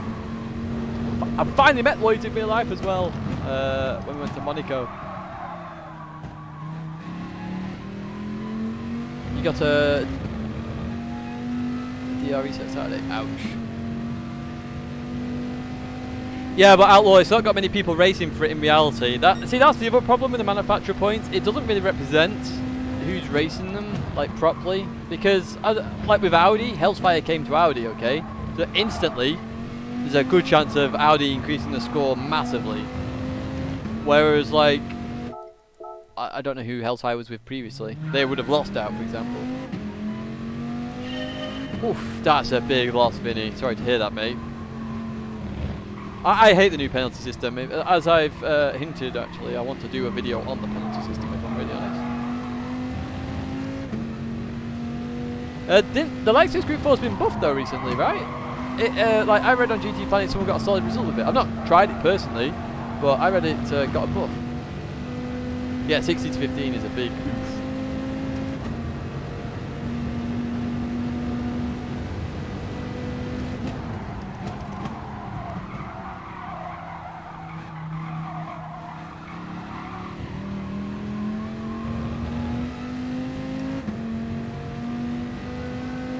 Yeah, personally, like if I was any of you guys, and like literally what I'm doing now, I would have a second account for daily races. I really would. And that way you're not panicking about DR. You're literally going into a race and you'll just race. Do you know what I mean? And then if you get a DR reset, it's not the end of the world, because you then just keep racing and you'll get your DR back up there and you're not really worrying. You're just joining a race and having fun. And I think that's kind of half a problem in Gran Turismo at the moment, is the fun factor, because the penalty system is kind of ruining that fun factor, let's be real here.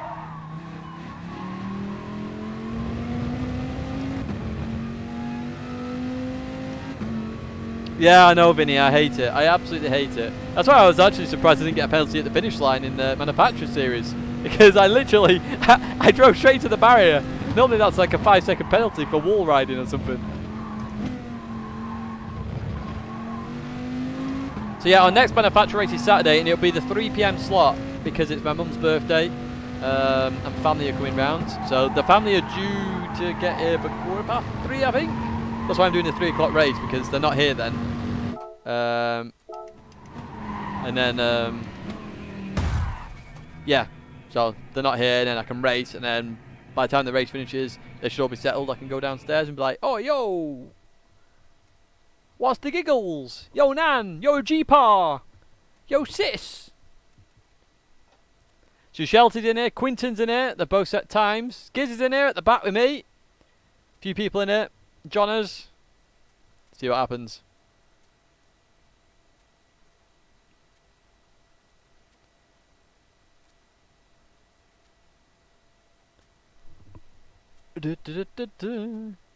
I'm a pro stream sniper, yo.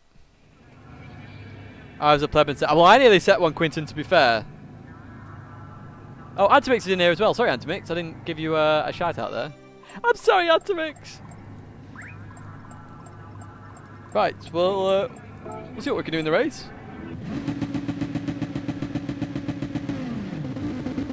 Exactly, V-Wagon Dad. Like, as I say, I think the bot, and I was saying this earlier, has gone in the right direction. The problem is FFs are now too strong. As a power nerf, and I think the problem is solved, personally.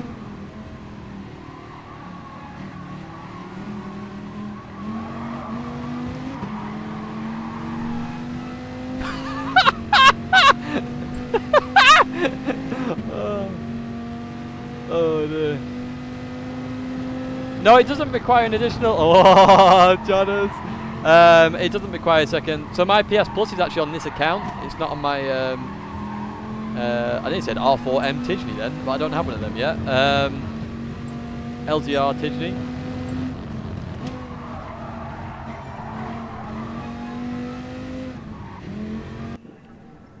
Yeah, that's the thing. Someone, if they increase the tyre wear, it would be a significant difference. Personally, I would prefer the power nerf. I think that would be better. Because as I said, I think there should be a handling car, personally. So just not down 2% for the Audi, 1% for the Volkswagen. Same for the Renault can stay the same, and the Peugeot I think needs weight bringing down and power bringing down as well, because the Peugeot is still strong in a straight line. And I think that would just solve a lot of stuff. I really do. Like, even looking at today, as I say, Fire was 4 seconds off Manu Rodri, I think it was. 4 seconds. So, a 2% power nerf. I would argue would actually maybe put Manu Rodri behind Fire. I don't know, but that's fine, because if it's a close battle, it's a race, it's a proper race, there's no one extremely OP, it's good. There will be some tracks FS will be strong at. There'll be some tracks they are weak at, like this one for example, but you know, it just means they're not super OP at the tracks they're strong at, and they're too strong at too many tracks at the moment. I think that power nerf will just bring it to a right balance. But that's my opinion. Yes, I know, Conrad, but that's what I mean. There should be a nerf. I'm not saying there shouldn't be a nerf. I say a 2% power nerf, and I think that would help. So, as I say, Fire was 4 seconds off Manu Rodri today. So if you look at it this way, the minute FS are brought back, which as I say is fine, I have no arguments there. Oh my word, I'm trying to avoid hitting Apex there. So the minute they're brought back, the two cars that are going to come to the forefront, in my opinion, are going to be the Corvette. I'm also going to, hey, that German's, oh, it's carnage. I'll just take advantage of that then, I guess. The two cars are going to be the Corvette, and I think this Viper will come to the forefront as well. And the Honda. The Honda is very much well up there as well.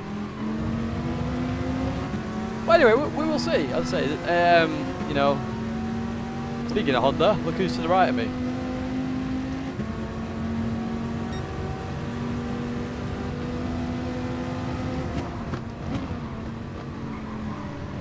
Wait.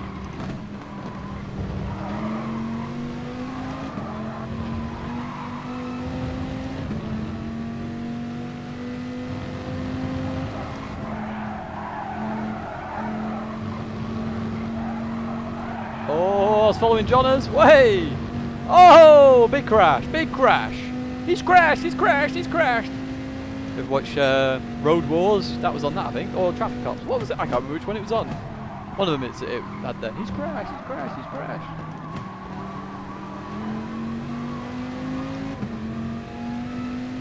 Yeah, I'd say there's a number of manufacturers on the cards when when we get to the end of the season. I just like, as I say, I like being in the top 16. That's one thing I do like being in. But I'm not willing to put 15, or not 15 hours, but like 5 hours per race in order to get into the top 16. I'm not willing to do that. I tried hard in a couple of rounds this season, and I was just like, you know what am I doing? So yeah, I'll pass.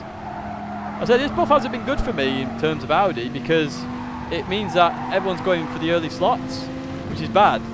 So as I say, I really can't do early slots. I've just been lucky this year because, weirdly, of the pandemic.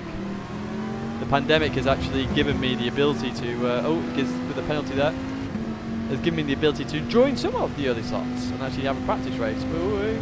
Quinton wants to go for the Moses manoeuvre. Let's give him a little bit of space here. We're in a really bad place.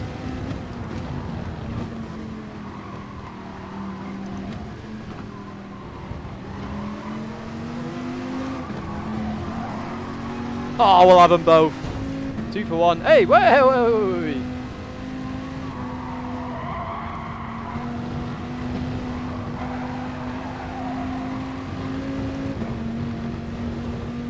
Oh, it's all kicking off there.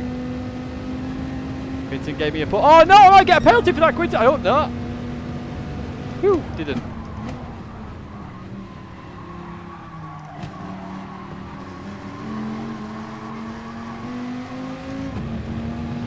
Good racing here.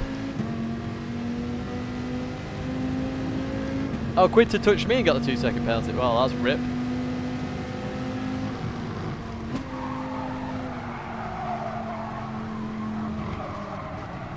Do you know what? I've not really been paying attention to what position I'm in. We've got a long way to go to get to P1 here. 13 seconds.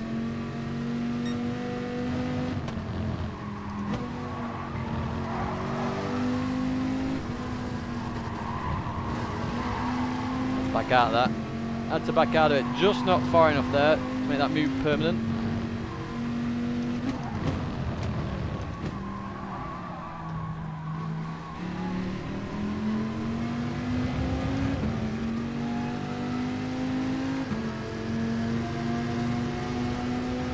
Oh, we're going off road.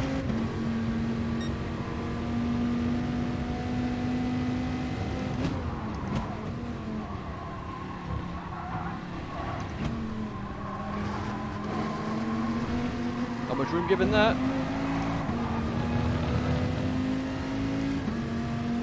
Going for it again. Down the inside.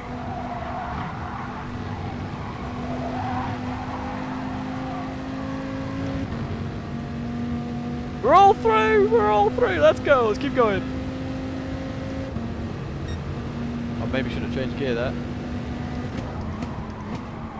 Oh, get it turned, Tidge.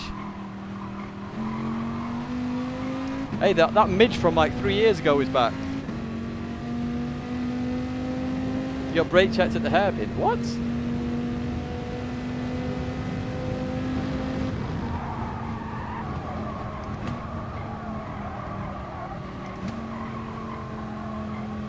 Round, round, round we go. I love that corner. It's a really nice corner. Really nice corner to learn, and it really helps your driving technique. If you ever want to learn how to improve, time trial this track, I would say. David Pell uses this in his coaching lesson. It's a really good track for that.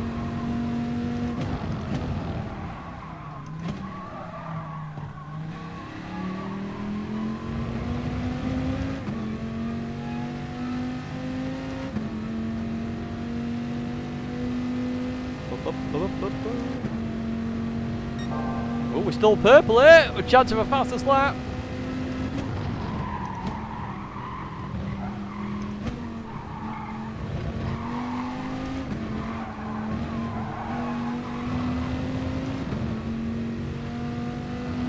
Remember the magical tree, your turn in marker. Someone spinned it. Whoa, Dennis.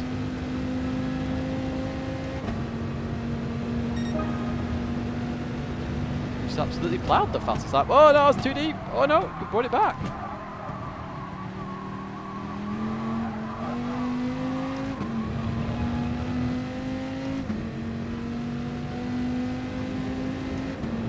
Yeah, there's a lot in 2018 I thoroughly enjoyed actually. 2018 is the year I'd like to go back to in terms of Gran Turismo Sport, if I'm truly honest.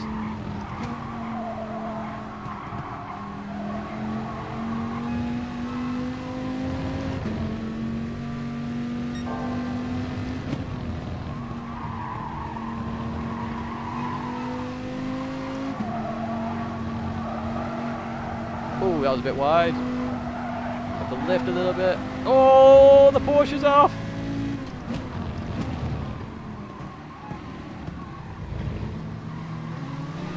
I had to really hold off the throttle then.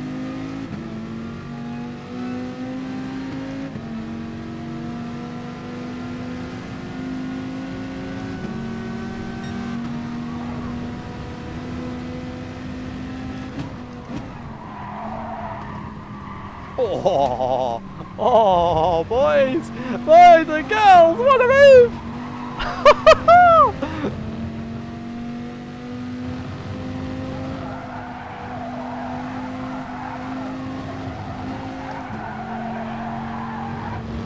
Hey, nearly. Yo, thanks. Reminds me of my mum's first horse that name actually. Realised, Danska.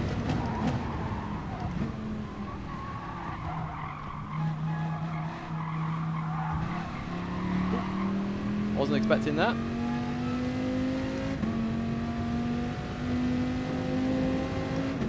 Dodge had some very good brakes actually.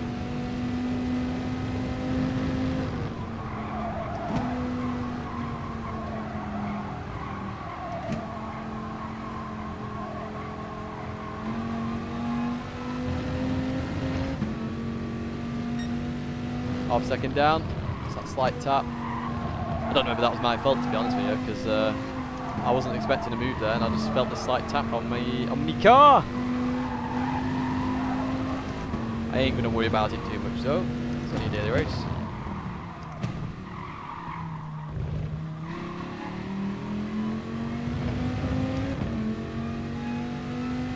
No, so the thing with the penalty system, or what I imagine it is just a sliding scale of how strong it is.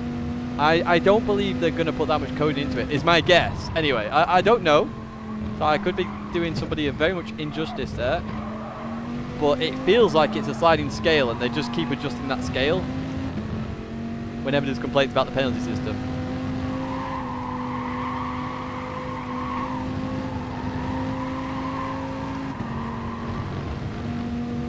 Got anti-mix all over me trumpet.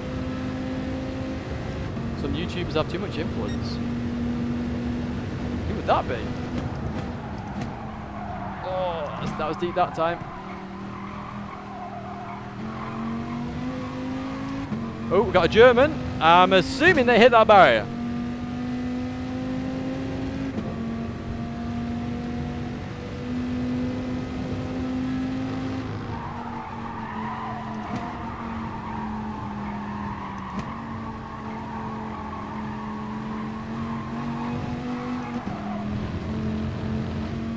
Oh, my tyres are going to go +3.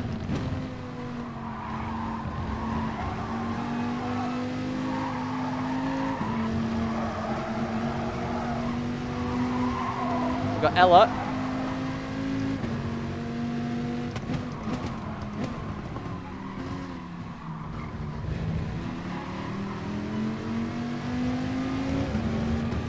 Look how strong this Dodge is. Super strong.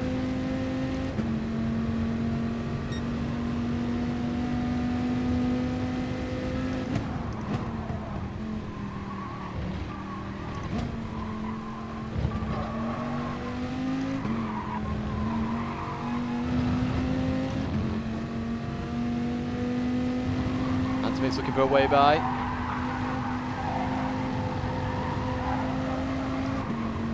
So I can see P7, but P6 is miles away.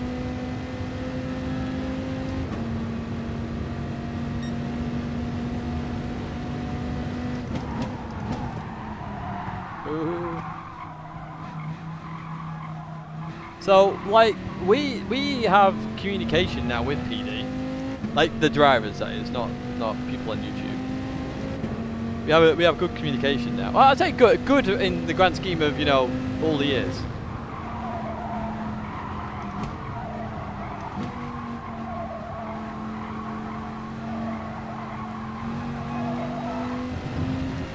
So we can put across problems, which is what I try and do when I get a chance. I mean, I would argue, like, a little bit, the breakthrough was that Dear Gran Turismo video, if I'm honest. Like, I can't actually believe how much of a positive impact that had. I was so scared with that video. I've said this before, that Dear Gran Turismo video had me scared, because I was, like, on one half of it, they could easily have just said, well, ban Tidge. Do you know what I mean? Because he's complaining and done a video which directly targets us as a company. But they actually took it as a positive. And it actually had a really positive impact, which was kind of nice. Let's say.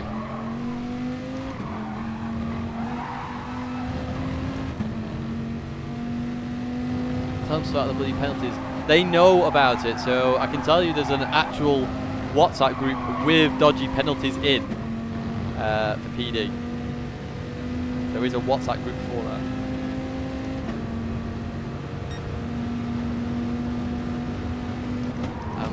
We just clip them and put them in there, basically. Can I catch this Porsche? Visual Lee. It is Aura.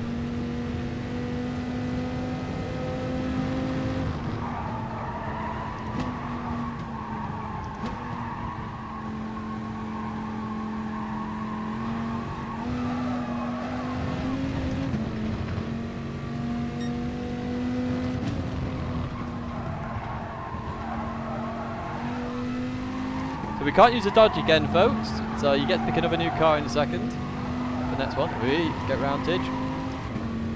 1 second. That Porsche is going to be much better than this Dodge, though, I imagine, in terms of handling at this point of the race. Hey, P6 and a few of them have dropped off there. Maybe we can go further. Davo. Yeah, I don't really post in there very often. In fact, I don't think I've ever posted in that. And I've had some stupid penalties, but there's enough other people posting in there that I don't really need to worry. They post the same sort of penalties, so there's no point sending penalties because what you guys experience has already been sent. I can promise you that.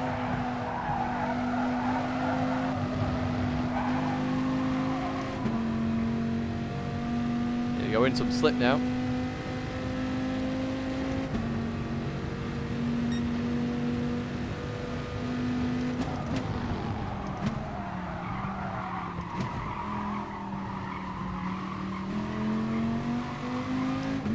So there's quite a big amount of battles going on here. First and second are in their own battle. Third and fourth are into a fifth and sixth.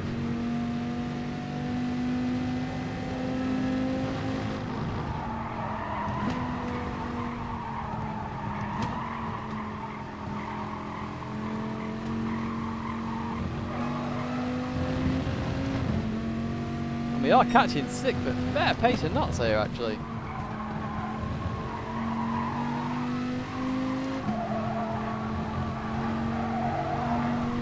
Lee's absolutely going for this. He's putting in some solid laps. He's Lee.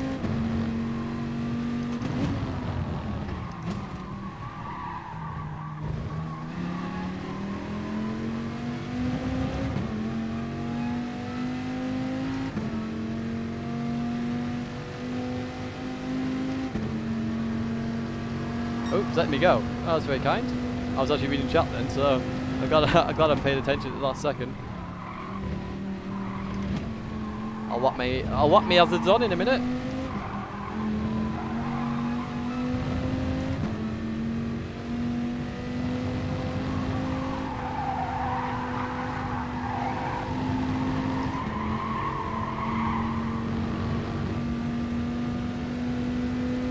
Third is up there. No, we've actually had a pretty good race, to be fair. It's been pretty good. I like Daily Race C. It's a cracker, to be honest.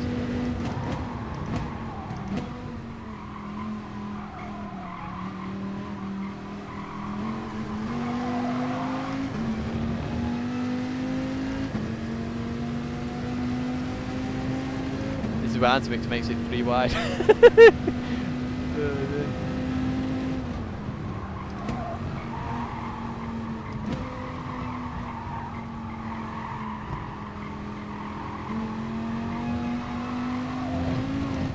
Daily Race C is definitely a good one.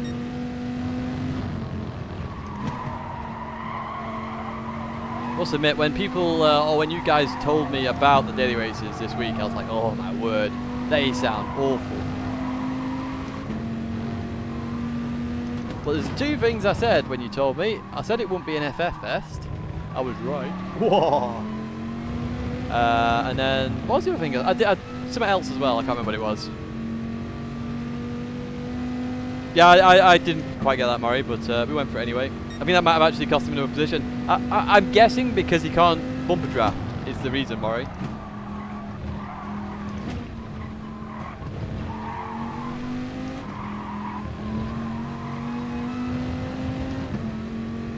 This combo is just... Yeah, but it's got some fun racing. I think that's the critical factor.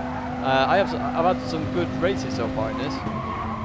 Like doing the guide and then just this in general. Yeah, don't get me wrong, there's no strategy involved. Maybe this should be a race B and then an additional race C. This current race B is definitely not my cup of tea.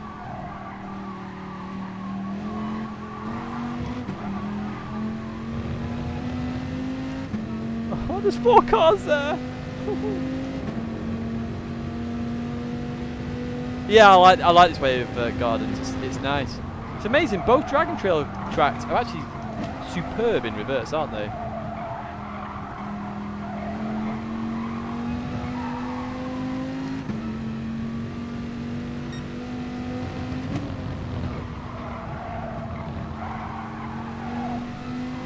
Can we catch Space Hunter? Part of Space Force. You know, the American space military.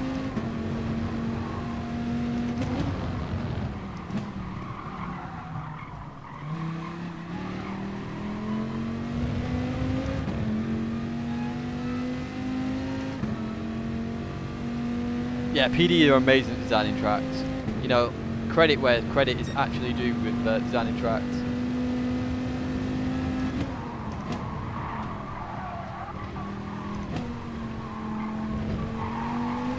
Thought Antimix was going to launch it then. Oh, I want one more lap! Oh, one more lap! Let me have another lap!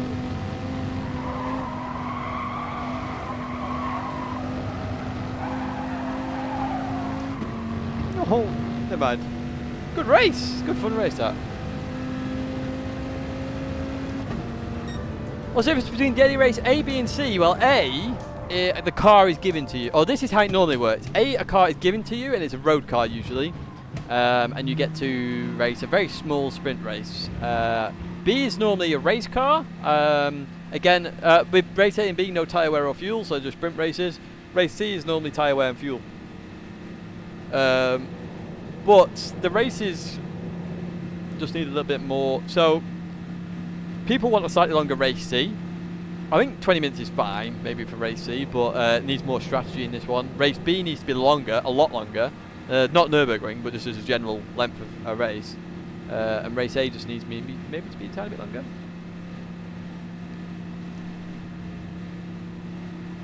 I think you lost SSR. Ooh, rip.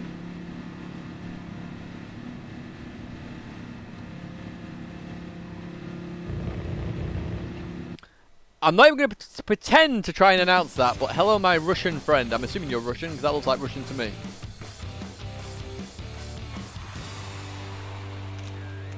CFRDR goes up. 43k. What was it? 50k for A plus, I think. Oh, daily mileage. Got the daily race grip. So I lost Shelty there, or found Shelty, should I say, in P number 2. So yeah, Gears is down to an A. Oh, Gears, what you doing?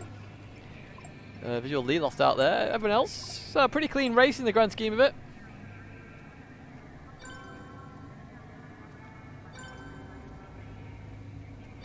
I know one piece of Russian. Niet. Niet. Thanks for the race. That was a good race. Let's play again sometime. So the great news is, it's 5 minutes till the next race. This is what I like about daily races. It's just straight into the next race. Happy days. So, folks, are you ready? Remember, Same again. Can't pick Dodge this time. When I say go, it's whatever I read first in terms of manufacturers, okay? So,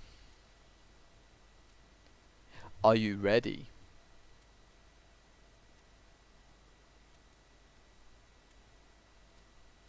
I said, are you ready? Steady, go. Quinton just missed out there. Toyota Supra from Russell. There we have it. Quinton missed out there by like a quarter of a second. It was kind of funny. So we've got the Toyota Supra. It's not a car I've really used in the game yet, actually. Obviously, we have a Group 4 profile. Hey, that's a good start, isn't it? We might be racing WRX later. Ow, got an itchy ear. How can you have an itchy ear? But yeah, you can't buy the Supra, eh? You can't buy it. What?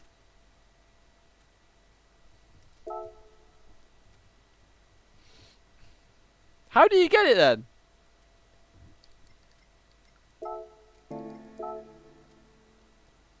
What was next on the list? I'm gonna have to go back up now. Right, what was after the Supra? M4. So it was a BMW after that. Yeah, but I've got it. I've got it on my main account. So do I not? You should still be able to buy the car. That's a bit stupid if you can't buy it. Is that why you can't use it in the Manufacturer Series?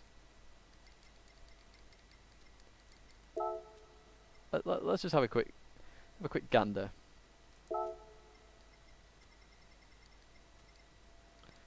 Oh yeah. It's kind of sucky, that really, isn't it? Suppose that's why you can't use it in the Manufacturer Series. Although they probably should still allow it. Do I even own the BMW? Oh man, I'm gonna have to be quick here actually. Let's quickly just check. No, we'll just go to the next car, which is You've Got to Be Good. Ah! I know I've got it on my main. BMW M4 Group 4. I don't own it, so let's buy it. Gotta be yellow. Let's be real here. Or gold. Gold. You can pick it in man. Oh, can you? Eh? I thought people said you couldn't. I've been hearing mixed things here. Yeah, I can't. By the way, I can't confirm tomorrow whether there'll be a stream tomorrow because, as I said, I've got to install this cooler. I've also got to do a lot of work, so yeah. Tomorrow the stream is like 50-50. Obviously, it's Gran Turismo 2 if we are streaming. And then Friday is a car profile. And we are going to Group 4. I've not picked the Group 4 car I'm picking yet for the first Group 4 car profile. I've not picked yet. I'm going to look for the most even of cars.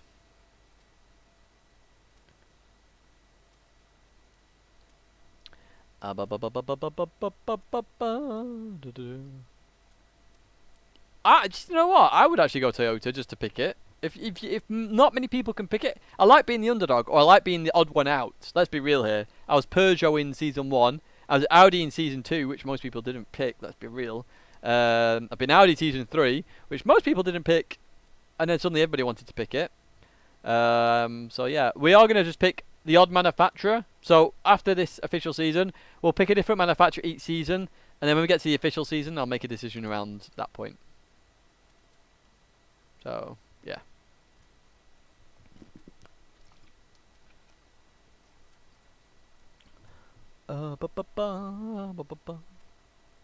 Just pick Hyundai.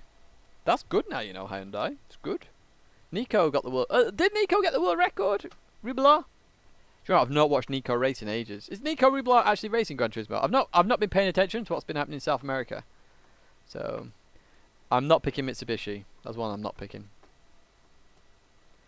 If you can't buy it, it's useless. That is very true. Rubler.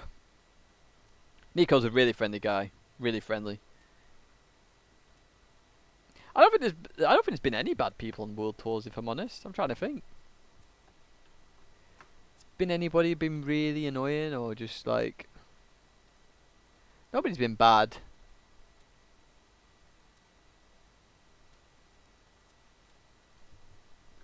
No, there's been tiffs. Is tiffs the best word?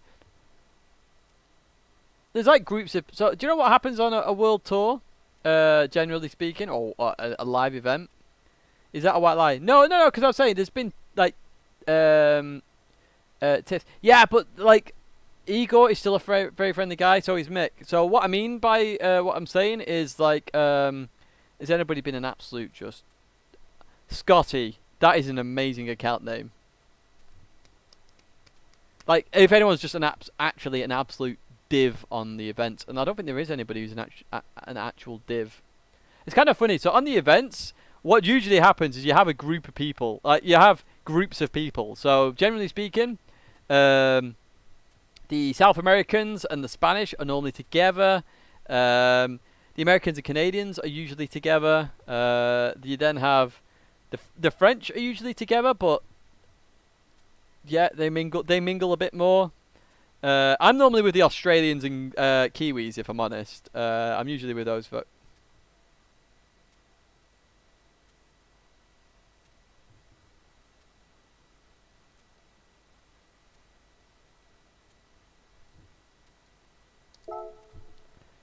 Ah, who are the pitheads? The pitheads.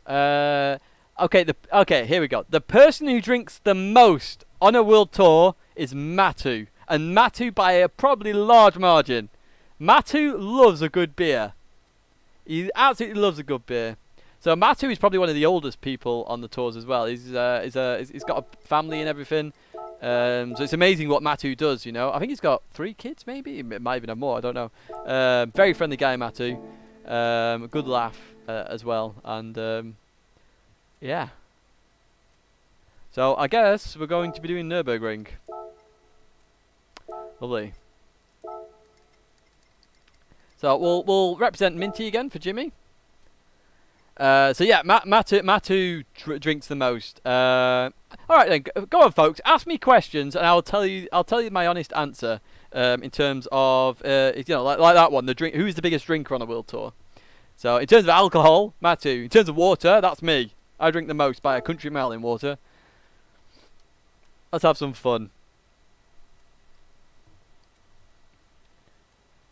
Are you a massive pleb? Yes, the best track in the world. What do you mean by that? Who's the most annoying? Ooh, who's the most annoying? Now it depends how you define annoying. So sometimes the most annoying person is some of the random crap that people come out with. So like, so. I'm friends with Snake, but sometimes he's really annoying when he comes out with random stuff. Like him and the French, like at the back of the bus usually, and they come out with some random stuff. It's like, what? Who else is annoying? I'm trying to think now. Who else is annoying? Tell you what, this is Jomas. No, I'm joking. Jomas isn't annoying. Jomas is the right laugh. Who else is annoying? The most annoying people actually are some of like the way you find it. Is it's when you're in a driver's briefing, it's like sometimes some of the questions that get asked are so annoying. It's like, we don't need to know that information. That's like a 1 in a million chance. But yeah, Thomas will know that. Which one smokes? There's a few people that smoke. Has there been any off-screen fights or drama? There has been drama. So the RC crew don't like Manu Rodri. I know that much. What other drama? Obviously, you know the Igor Mick. There was a drama obviously with in New York, but I wasn't there for that New York thing. But obviously they're still good friends. So. But no, it depends, because Snake isn't the most. Snake's a good laugh. What I'm saying is, when they're at the back of the bus, the French have the back of the bus. The Brits had it on the first world tour, and then the French had it thereafter, and then literally, they come out with all sorts. So it's like, I can't even remember some of the stuff they come out with. Well, it's like sometimes it's like the middle of the night, and it's got loads of random crap. So yeah.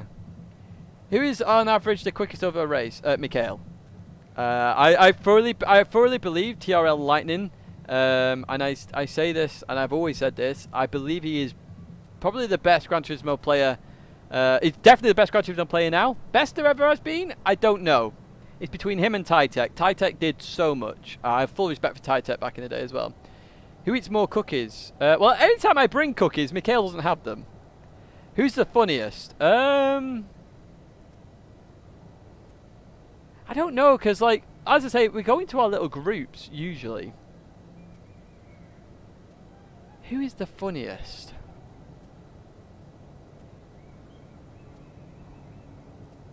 See, the Australians can be funny.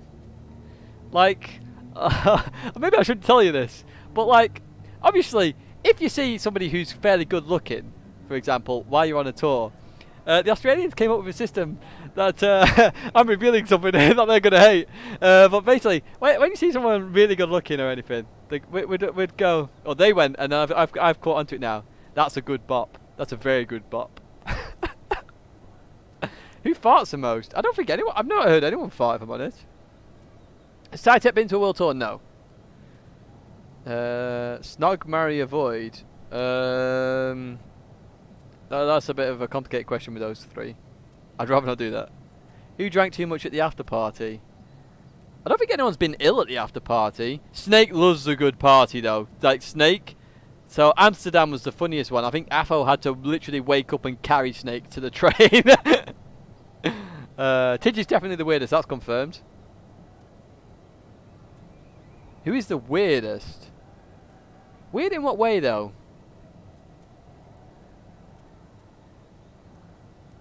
Who's the most arrogant player? That's a good question. Who's the most arrogant?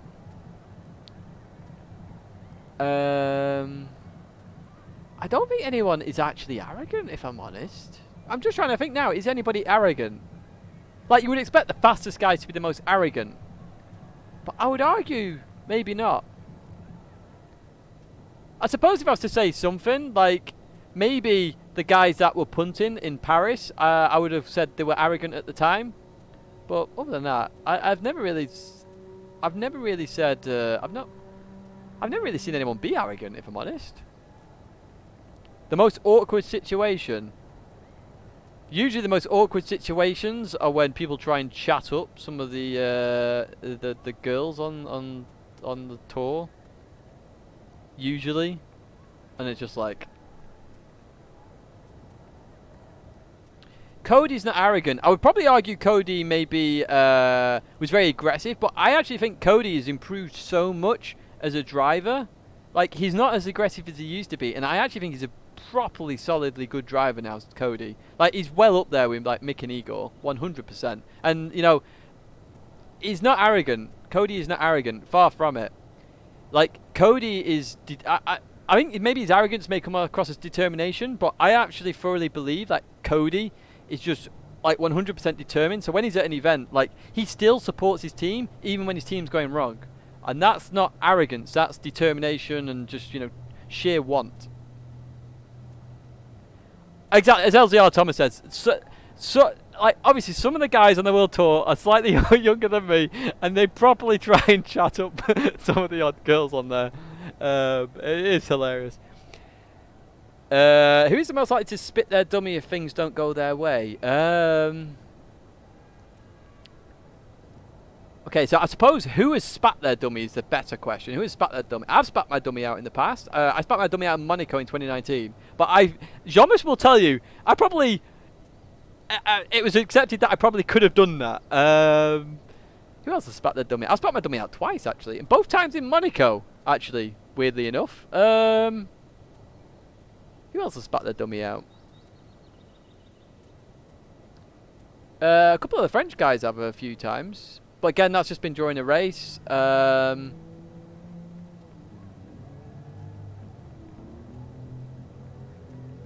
What got Dan Holland banned? So some of the moves and also the some of the statements that were said on the stream.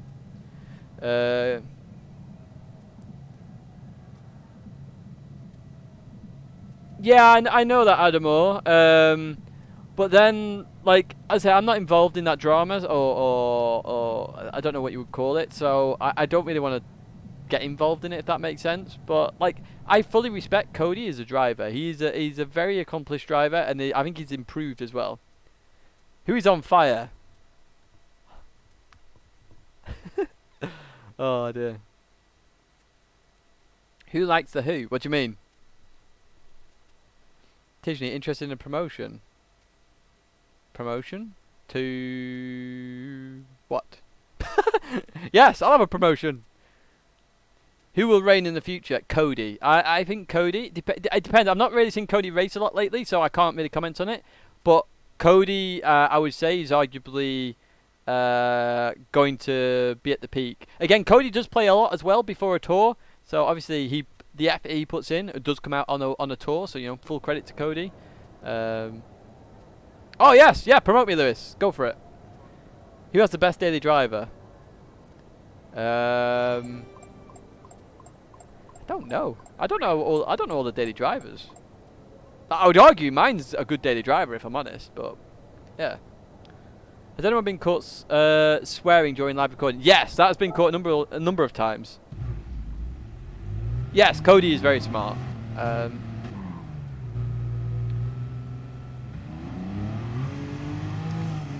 Whoa, traction control's on. What's going on there? Who is oldest and how old? Who's the oldest? Depends. Who's the oldest regular is Matu, I would say. I think. I mean, I'm up there with the old veterans now. But I'm not the oldest. I think Matu's the oldest. Wow, this is going to be the oldest ever. I don't know the answer to that question. I actually think it's the Japanese guy that came to Paris. I think he was up there in age.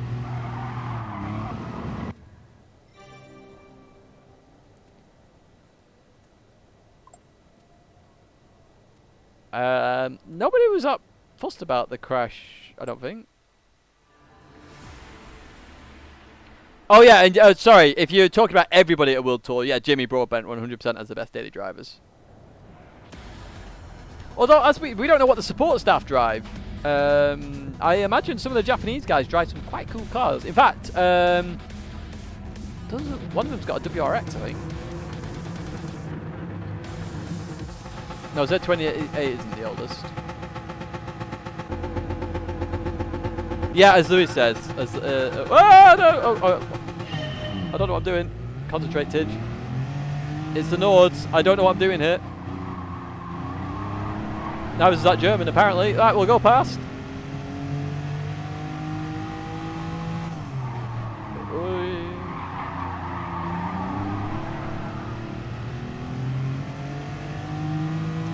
What does Kaz do? See, that's a good question. I actually don't know the answer to that question. And I imagine he's got a few cars. Well, Kaz does have a Supra, I can tell you that much. Kaz does own a Supra, or did. Oh no! I just punted James. And he got a penalty for it! Rip. Well, that was rip.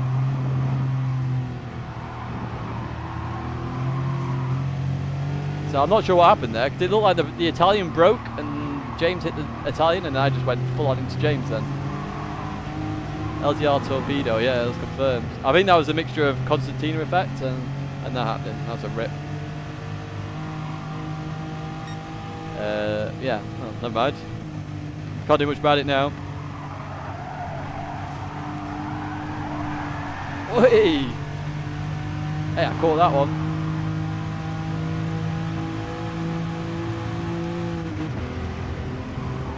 Oh my word. Oh no.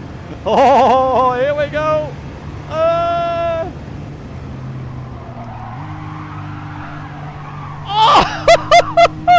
What on earth? Oh dear me. It just got nuts.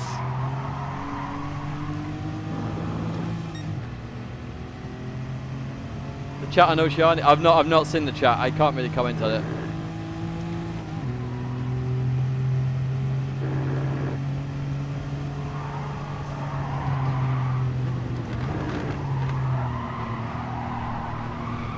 That Italian's gone. See you later, mate. Oh, get round, get round. Where's James gone? Digits on fire. Confirmed! I hate the Nürburgring. Why am I doing this race? I'd rather just chat to you folks.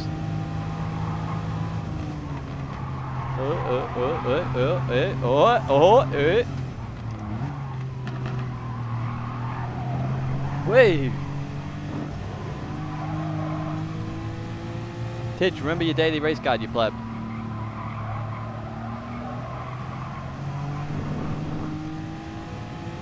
I am not a Nürburgring specialist. I absolutely, wholeheartedly hate this track, and yet I'm racing it again for some unknown reasons to science. Oh, someone plebed it. Oh, it's a French guy. He's going off again.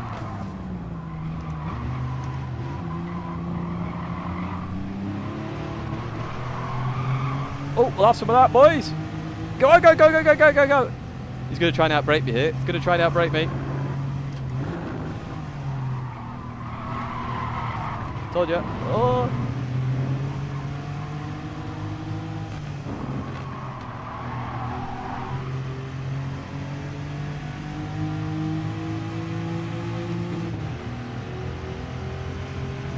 I'll answer some more questions in a second, folks.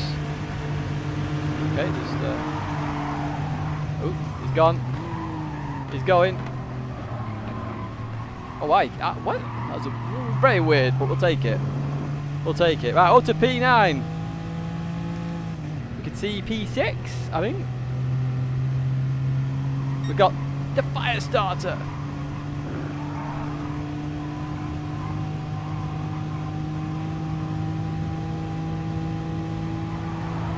Hey, ooh, come on. The Prodigy, yes, B-Racer. That French guy's dropped off. Look at that. What's going on? I don't even understand how he's gone off there. It's a straight.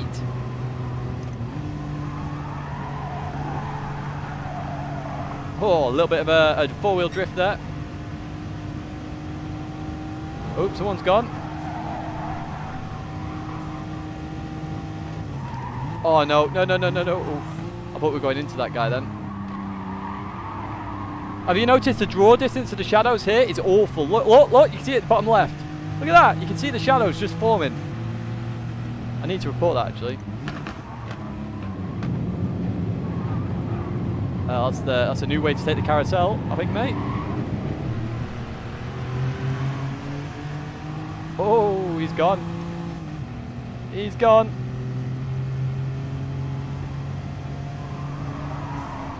Wait, oh.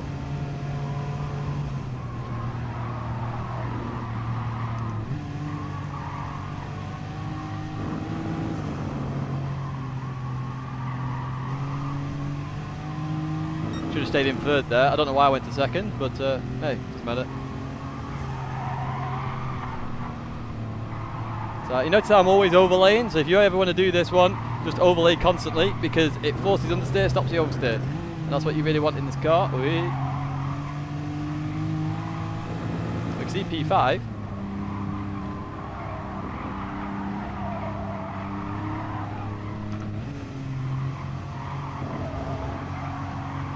YouTube corner. Is Firestarter going to play it?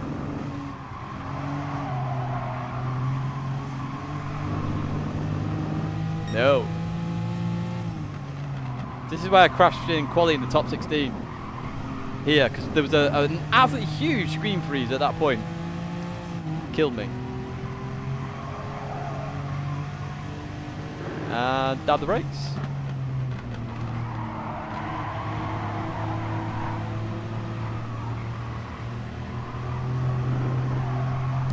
Oh, cone death.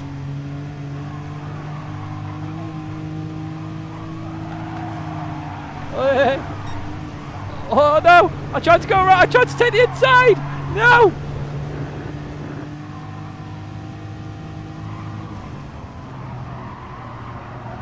Oh, P6 is off.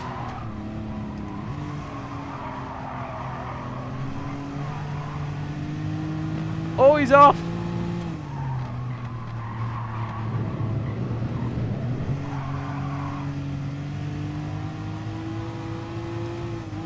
need a good run here.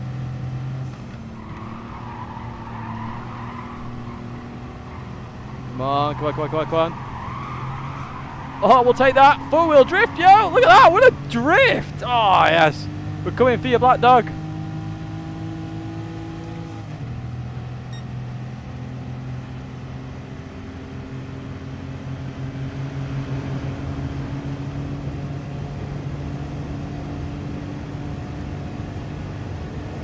Twisted fire starter. Not done too bad this race, up to P6. I mean, we did that fire James up a little bit. It wasn't 100% our fault. It was like 70%.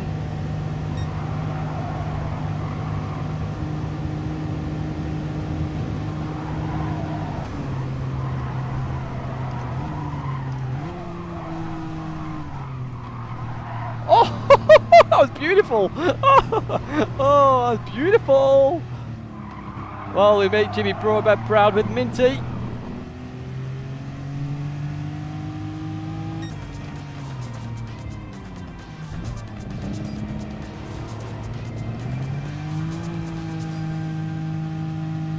So, you can fire the questions away, folks. Again, we've got 8 minutes until the next race.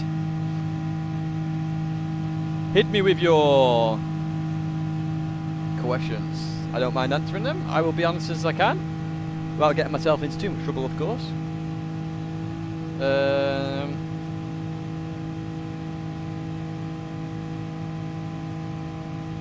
Ooh, that's nice, Thomas. Have you ever had fungal nail infection? I don't even know what that is, so no, I don't think so. Dream team, what? As in like my manufacturer team?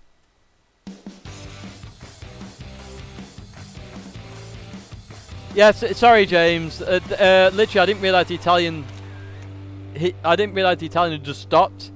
So literally, like you hit him slightly, and then I was braking and I hit you. It's why I let you go, but then I just went round the outside. Apologies, mate. My dream manufacturer team would be Mikhail. Hizal, 100% would be in there.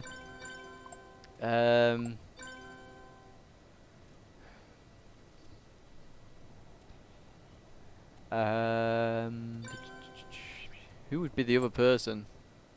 I was on -3. I don't know who the other person would be. There's so many different people with so many different styles that I would pick. Ooh. Definitely Mikhail. As I say, I think Mikhail is the best GT Sport player.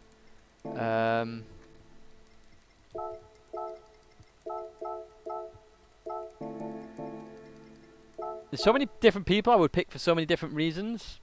That's the critical thing. So, like, I think maybe one of the Japanese players, maybe like Yamanaka or Miyazono, maybe as my other teammate would be probably best bet. Grimsby. It just reminds me of the film. Best player in each region. So Cody for Oceania. Asia. Ooh. Asia. Obviously it's between 3 in Asia. Do you know what? I'm going to go Miyazono just because of the insane strategies he comes up with. So I'll say Miyazono. EMEA is Mikhail. Central South America. We'll have to go with Igor. Igor's won Nations Cup. North America. North America. There could be a few people there.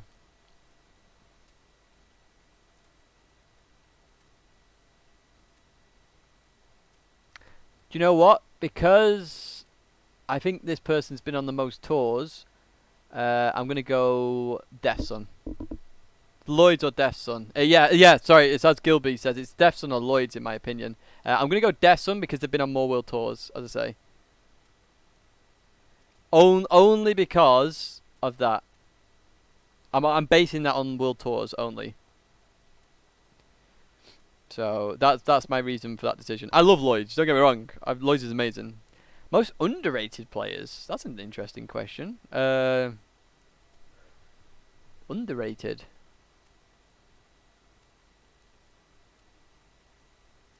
What, as in like a world tour, or or just in GT in general?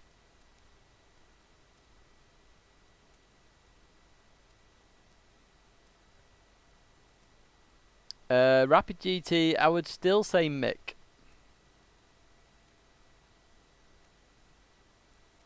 Who's the most underrated player generally? I would actually argue B Racer. Like, nobody ever talks about B Racer. So I would argue B Racer. You know, whenever you talk about top players, B Racer never gets mentioned. Yet look at what B Racer's doing in nations and manufacturers. So B Racer.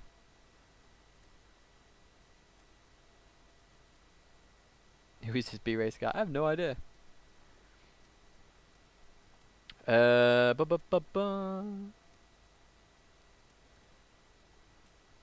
gets provided? That's a good question. So let me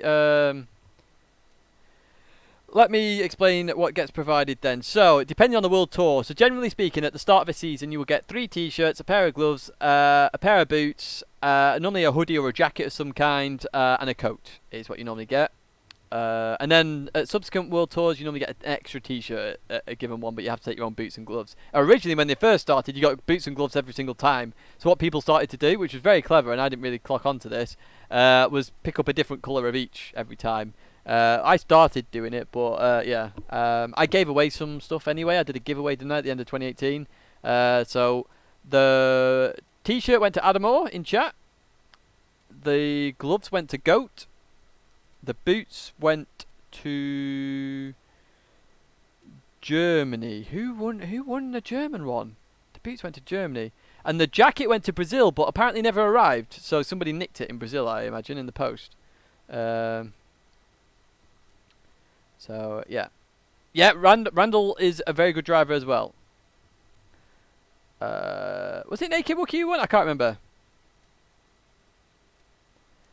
Gamer is just a rough guess. So, literally, I'm looking at the... I'll look at the grey line first. Or is it the blue line? I can't remember now. When we go... I'll tell you what. Let me join this and I'll have a look at it for you. What was your best race? The... Monaco, probably.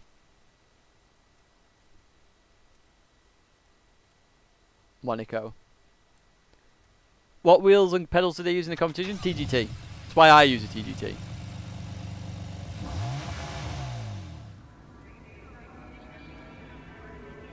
Best retro game outside GT. How retro are we going? Tokka, probably. Yeah, Adam's had a lot of bad work. Adam is underrated, actually. Adam is really underrated. Adam's fast. Like, I don't think people realise how fast Adam is, to be fair. So when I'm looking at a graph, so I look at the blue line first, because that's obviously peak power.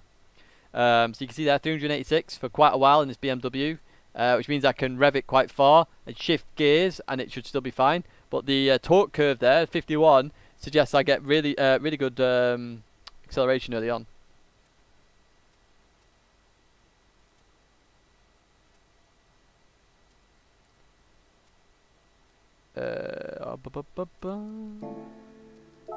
No, when I say underestimate, I mean Williams Adam. Like me and Adam, weirdly have been we went to the same GT academy together. We've done loads of stuff to help out GT as well over the years. And I would always say Adam's been a tenth quicker than me in any given scenario. Like if we both put 100% effort in, Adam will be a tenth quicker than me usually. Funniest GT Sport nickname ever. Wi-Fi code. I love Wi-Fi code. Why does Brooks always refer to Adam as the Briton? Because he does that with a lot. It's the way Tom Brooks commentates. Who's the most overrated driver? I don't even know how you... How would you even calculate that, really? That'd be like somebody going to the world... Me! I'll say me then. I don't know. Yeah, I sort of helped Tom Brooks get out with PD. I don't know everyone. I've told this before. I was helping out at the reveal event, and I said to them on the Sunday, so I was helping out with the public stuff, you know, making sure the pods were working, getting people on pods, etc.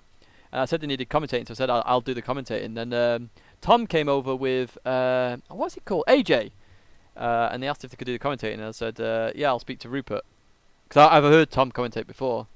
So then Rupert let Tom do it, and then Tom commentated. Kaz loved it, and Tom's gone upwards ever since. What's the most tense moment?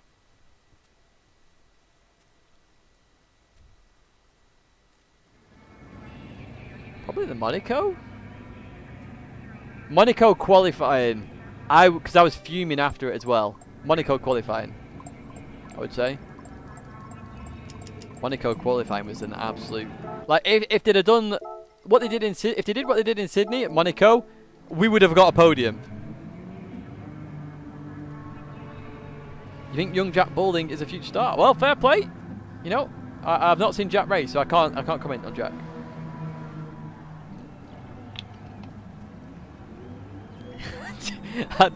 TT from the back. Oh, please tell me they're in the tender. Come on. Oh dear me. Right, okay, we better go out there, I guess.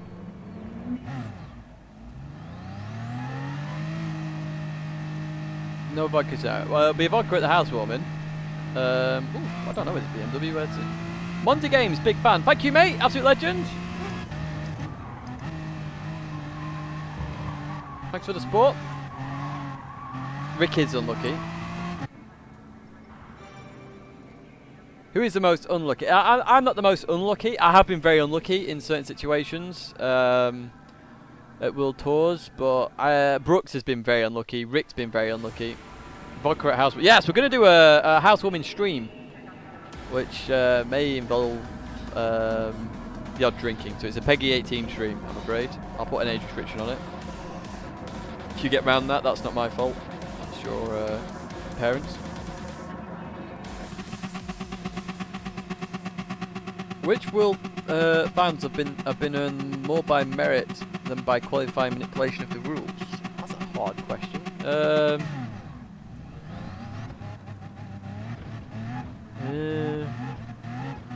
You know what? I would actually argue myself and Audi last year. That was a hell of a task. Hell of a task. Who else? See, I don't follow the other regions, so I can only look at the EMEA region.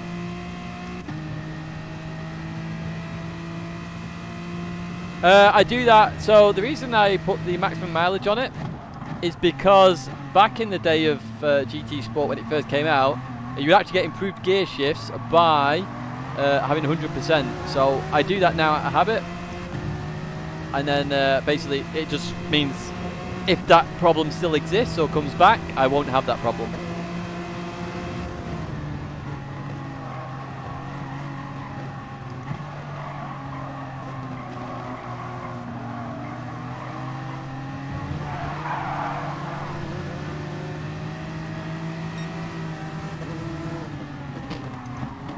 Try not to rear end.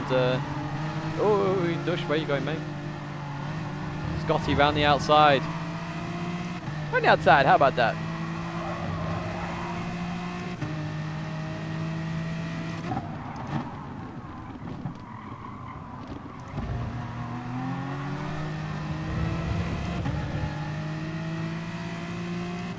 Any change in manufacturer for? Well, what, as in like what I'd want? Is that what you're asking? Because there's loads of changes I would personally want.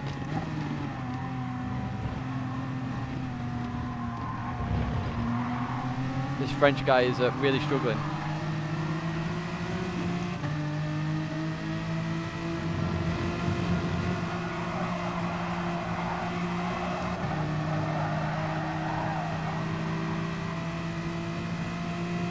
BMW is quite fast, you know.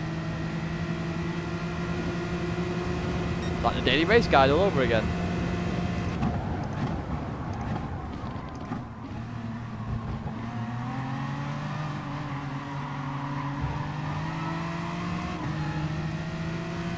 lovely. I just gave enough space there, just.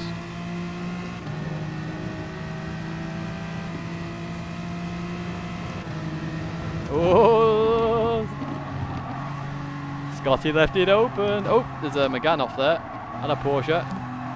Just killed a cone. Happy days. Oh, carnage! Carnage! A Lambo going nuts! Oh, my word.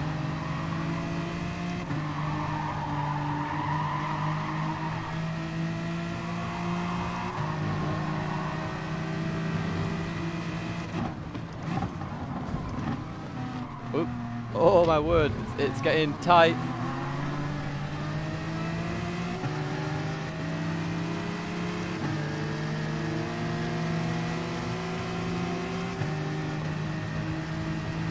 Oh, it's getting really tight here.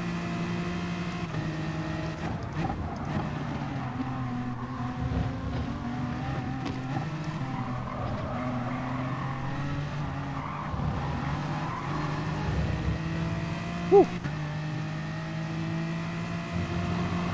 Some good racing this. I'm really enjoying this daily race. This is a cracking daily race, to be honest. I enjoyed this. How do I get my DR feed on screen? Nah, that I can't tell you, I'm afraid. But somebody is helping me out with that. Oh, that was nearly into the back of me. Oh, a little bit into the back of me, I think.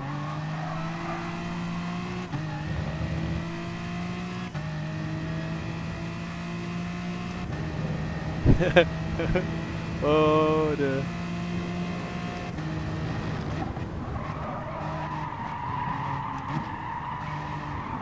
Oh, that's the Megane. Way!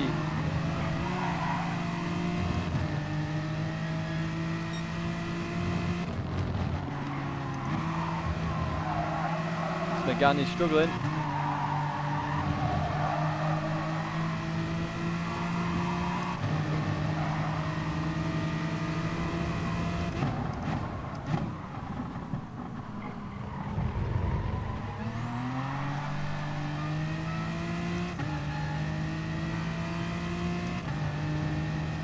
We've definitely got the place.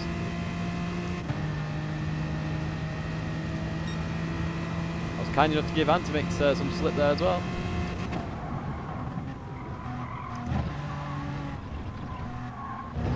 Oh, it could be a penalty for me that. That was a big cut. Well, I got away with it. I don't know how.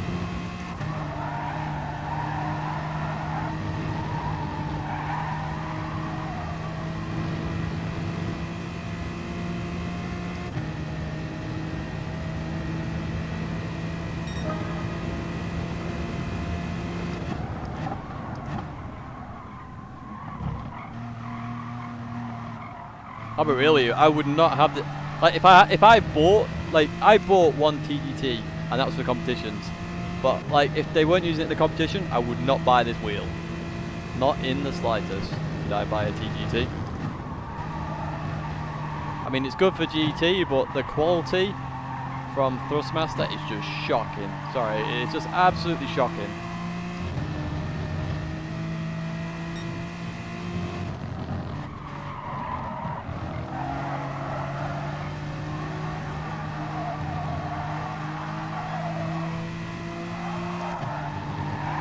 Would I go to Fanatec? Yes, I would, 100%.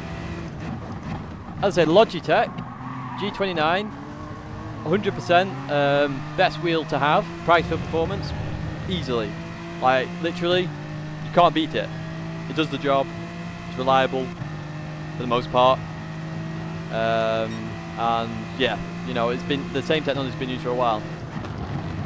But, you know, the Fanatec, load cell, I used to have a Fanatec CSL Elite. It's a good quality wheel.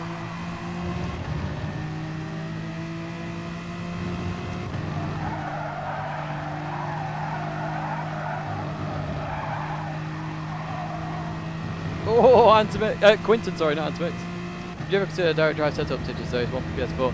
I don't think so. Hey, what? They're too expensive for their own good. We'll have that one, Quinton. Oh, Quinton, you turned in! You turned in, Quinton!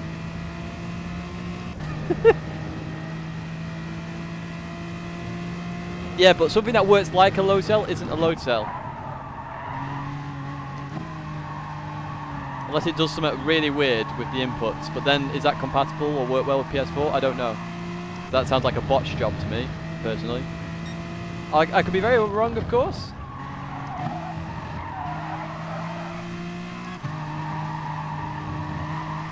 Monty Games, South African, who follows the YouTube channel. Shout out to you. Up ahead.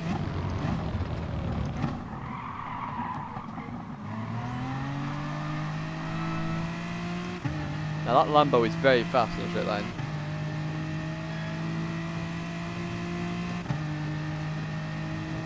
Yeah, I mean, I talked about you know, inputs and stuff in the last driving school video.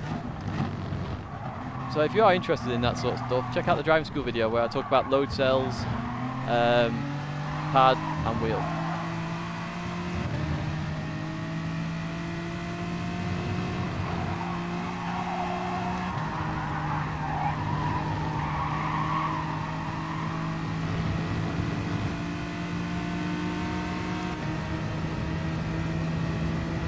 Oh, we're alongside. Oh, it's going to be tight. Oh. I had to really stop it then to avoid punting the Lambo off. Got the job done though.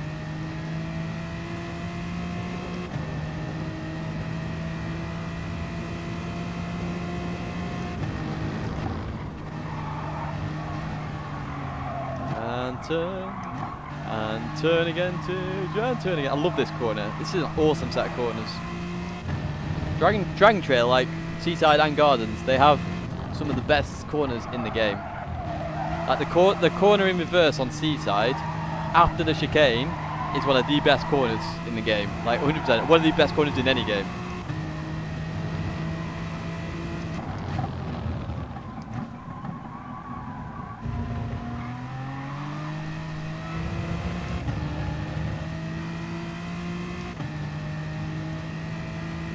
Yeah, T300 is belt driven.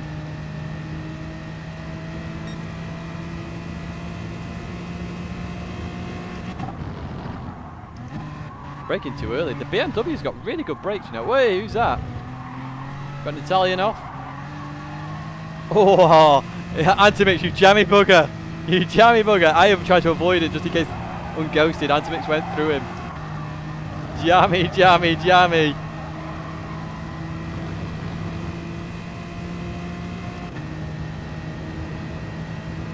Well, you know, everyone's got their own opinions about the best corners. It's just they are my some of my favourite corners. Wow, the BMW's brakes are so good.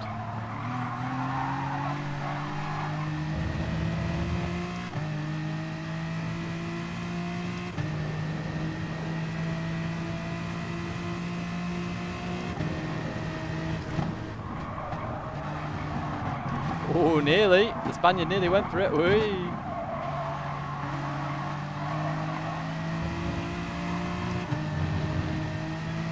See if we can find a way past it. We're going to go for the, yeah, I thought you were going to go a bit more deeper there.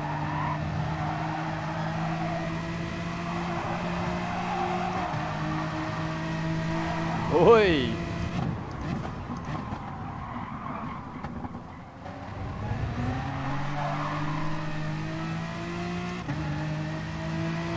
Just good racing.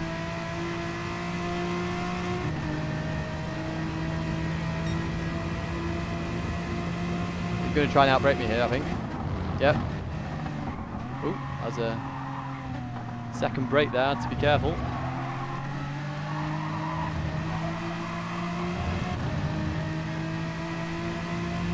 Oh, we're on the inside. Come on, mate. I'm here. You can't just turn. Plenty of room. Antimix going for the double. Oh, here we go, boys and girls.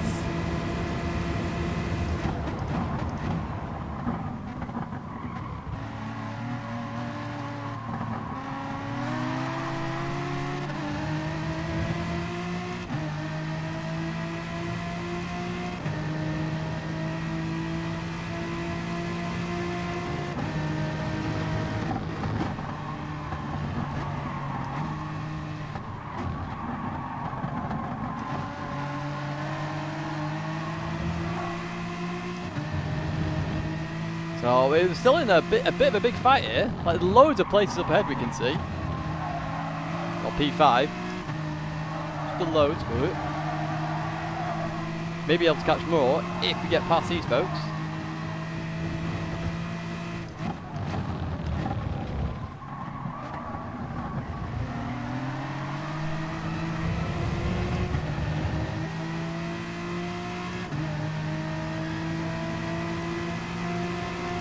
I don't know if I can bumper draft. I'll have to just hold off.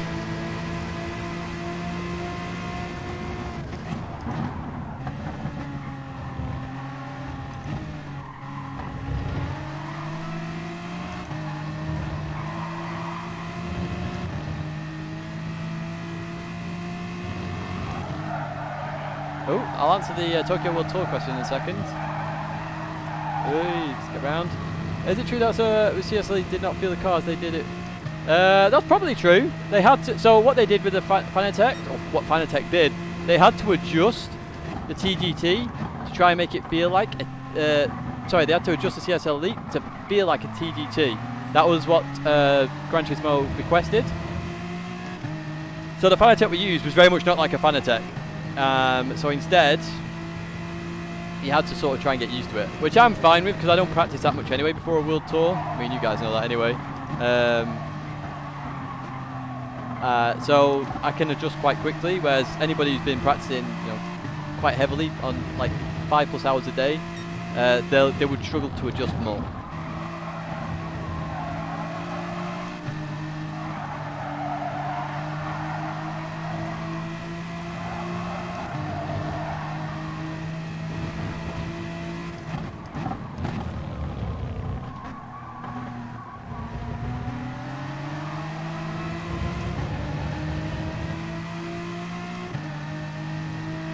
Why did they use the CS Elite? Because one of the thrustmasters, Cody also had this problem on his personal one.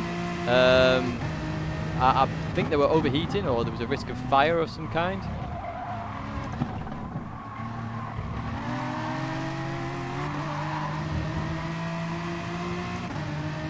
So they didn't want to take that chance. So this is from major use, by the way. Major use. We're talking huge mileage on the wheels. So you weren't likely to get that in a low mileage product. Yeah, it is planted. We got a run though.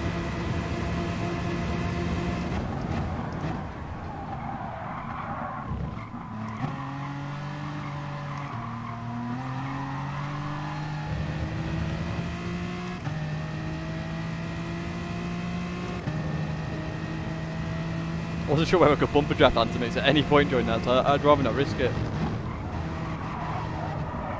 Oh, nearly.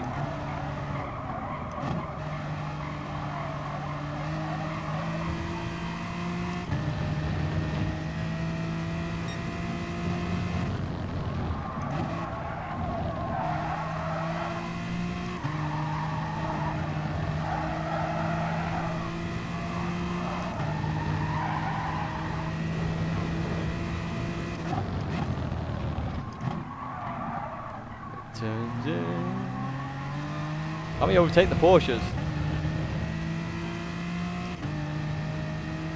Yeah, T300 is very hit and miss. I've had 2 and 6 different problems across the 2, which is significant enough for me to not recommend it.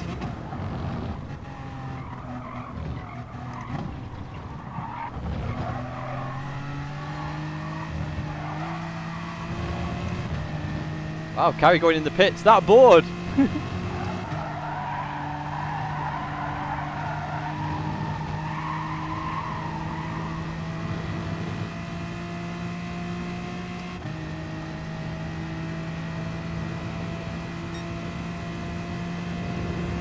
You're just as good as JB. Who's JB? James Baldwin? I used to race James Baldwin on Project Cars. Very quick guy. He's the one world's fastest gamer, so... Friendly guy too. I met James in real life. When did we meet? Oh yeah, when Veloce were in the Project Cars 2 tournament at the Mercedes-Benz World. That's where I first met Storm, I think, actually. I don't think I'd met Storm prior to that.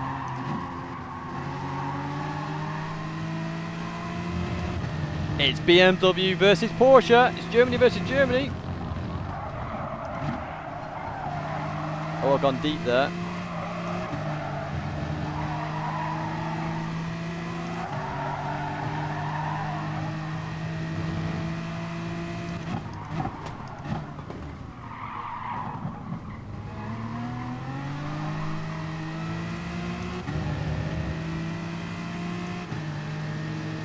Where are we going, Raider? Where are we going?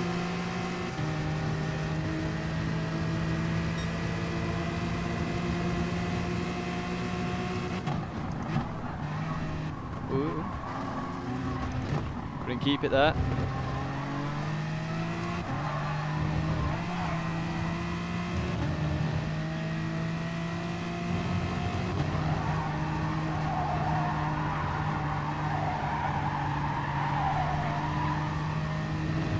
That's how the side-by-side should have gone earlier. The other driver.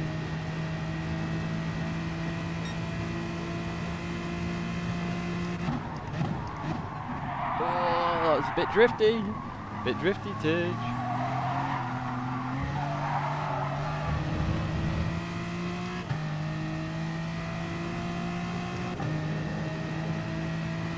Yeah, my brake is actually really bad at the moment. You might be able to hear it over the microphone occasionally.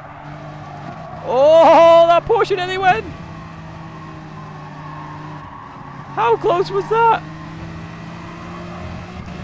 Oh, they both got dirt on their tyres. Here we go, boys. This is it.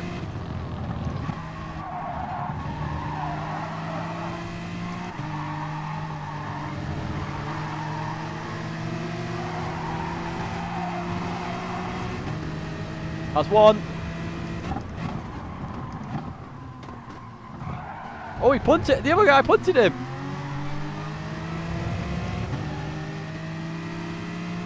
Oh, come on. We can get this. Where are we going, Bun? We're going to try around the outside, are we?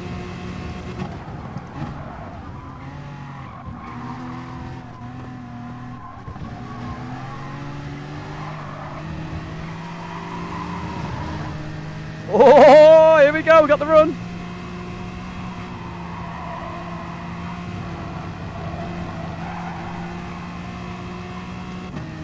Oh, boo, boo, boo, boo.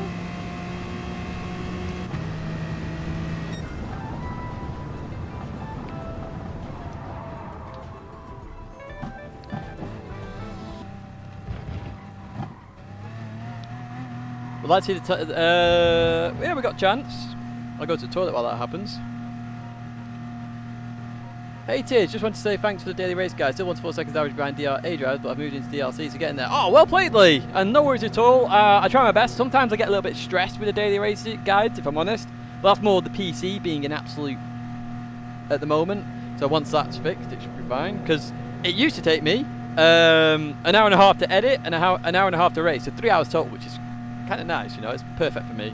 But at the moment, it's taking me about 3 or 4 hours to edit because the PC is plebby. Oh, Ronaldo, you legend. Thank you so much. Wow. I'm glad you enjoyed that one. It was good bit of racing, that. What change do I want to see in Manu? I'll answer that question when I've come back from the toilet, because it might be a long answer. We've got 5 minutes. I don't even know what car we're using. I might not be able to check the tyres, actually. Well, in fact, I don't think we'll have a chance. We're not going to have a chance to do that. I'll tell you what, I'll save the replay and we'll have a look after the last race. We're going to do one more race.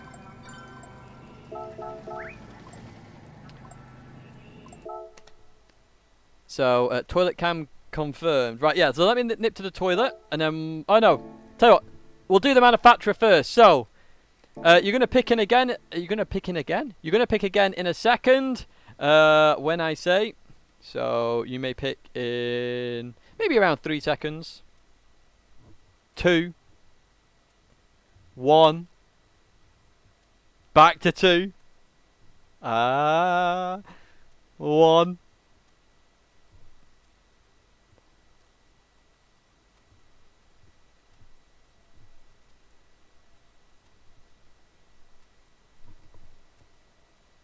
Eh? I don't know what's up with my pedal cam. Oh, that was the website, I think. Go! McLaren! McLaren was there.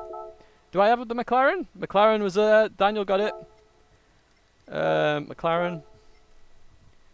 No, let's go buy the McLaren. So the page obviously didn't load for the DR. Interesting. Right, let's go buy it quickly. Some of you fell for the count back forwards. It's not scripted, you pleb. Right, where's the McLaren? The Macher. How old am I? I'm 30. I know I don't look it, obviously, because, you know, I'm ginger and all that, but, yeah, I'm apparently 30. Oh, dear. I thought I bought it in yellow, to be honest, but apparently it's come to me in orange. Never mind. Alright, we'll enter, and as I say, I'm going to nip to the toilet. I'll put the pirate theme tune on, just so you have that. Come on, hurry up, game. I can't wait. That's one thing I can't wait for the PS5. Loading menus going about 4 billion times faster than they currently are. At the moment, it's just so frustrating. I could go... Oh! Chinese, my word. Right, okay. I will BRB 2 seconds.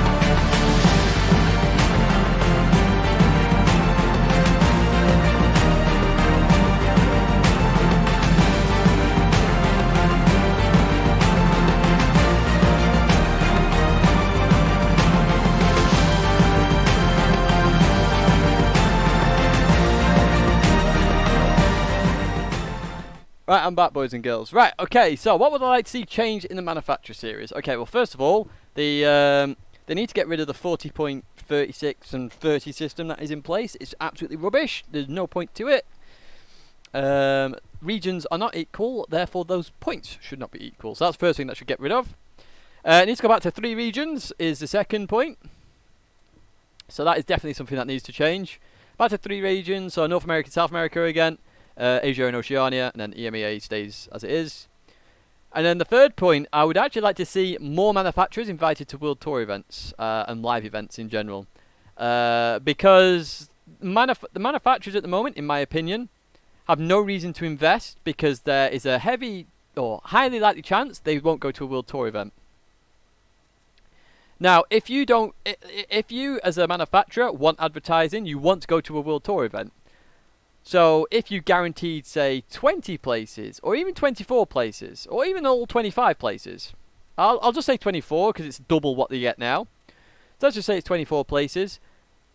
You very much more become more invested in it because it's a free advertisement for your company. And Nissan said this very well in 2018. At the end of the day, you know, it's what they're giving the guys a few pieces of clothing, a few bit of advertisement there. And the hits that the Monaco World Tour got in 2018 was very similar to Formula E at one of their events. Now, Nissan were putting in millions to Formula E. I mean, if they only have to put in 100k rather than millions, that actually benefits them a lot. And guess what? They'd actually put more investment into drivers then and trying to, you know, really push that brand forward.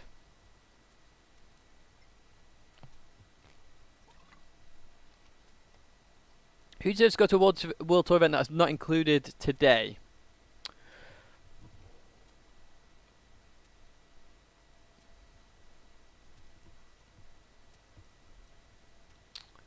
Interesting. I'm going to say Devil Soul. I think Devil Soul's been at the top for longer than the other under 18-year-olds. So I would say Devil Soul. Do I have a lady in my life? No, not at the moment. Zlatan, new legend! So we have to keep a lookout for Luki Movic. So we'll do the same again.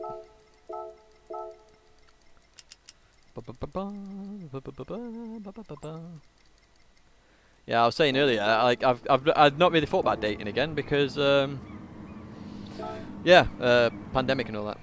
But yeah, Devil Soul I would say is the person who probably deserves to go to a World Tour that hasn't yet. Very quick driver, Devil Soul puts in the effort as well.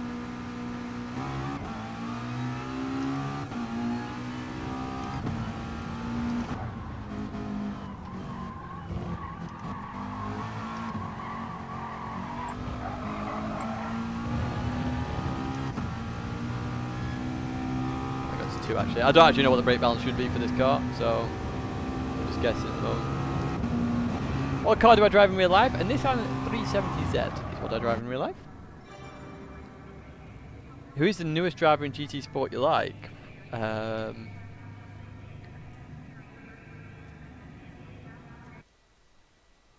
Who's new, I suppose, is the question. I need to work out who's new. What would you count as new? Who's recently up there? Whoa, that's a hard question. How are people set for World Tours being at the top of the given championship? Has Aura been to a World Tour? No. Nick, I need more of a definition of new, if I'm honest. Or give me like a few people and I'll tell you the answer. You would consider new to the game or top split.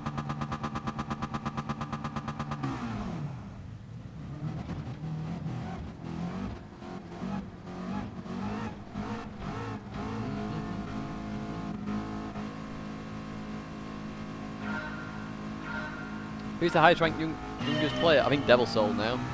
It was Giuseppe. I think it'll be close between those two. Yeah, but Nick, you'll have to give me some names because I don't know. Hopping to Nico. We've made a place before the start finish line.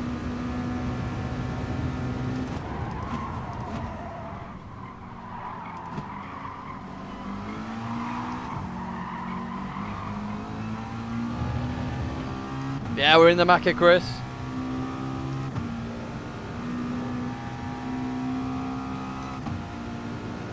I don't know, Garfi, it's hard, you know. Ooh, especially for the Brits. The Brits and Portuguese are the hardest, in my opinion, because of the early slot issue at the moment. Oh, we'll have that one. Cheers, mate.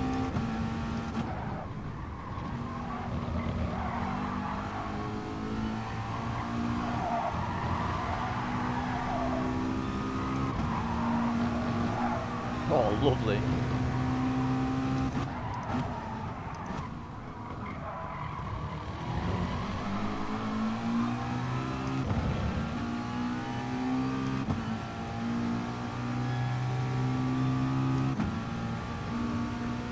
Yeah, Nick, of course. I'm assuming Nick didn't want me to mention him. Nick's come very strong this season.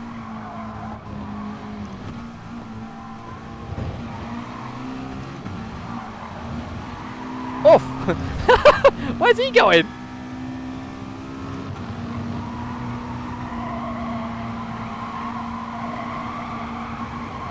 Oof, the understeer there. That was a bit bad. Well, Storm has been to, well, I've been racing Storm for years, though, to be fair, before GT Sport.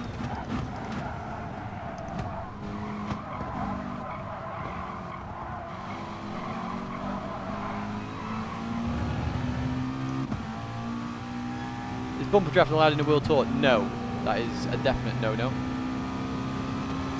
Oh, look at the pull on this McLaren. Oh, that's my bad. Go on, mate. I'll wait with that penalty. That's my fault. I went a bit too deep.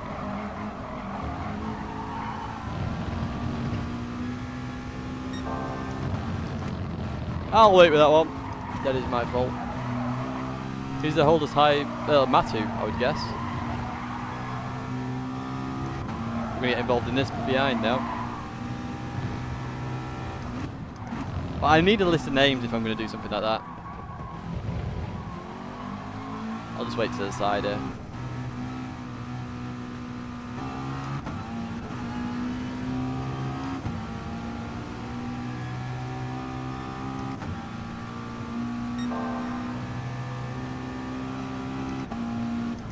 Didn't actually lose that much in the end, which is good. Get to race again now. Very risky to go on the outside anyway, though, to be honest. Yeah, I believe PD need to capitalise on that, if I'm honest, on inviting fans.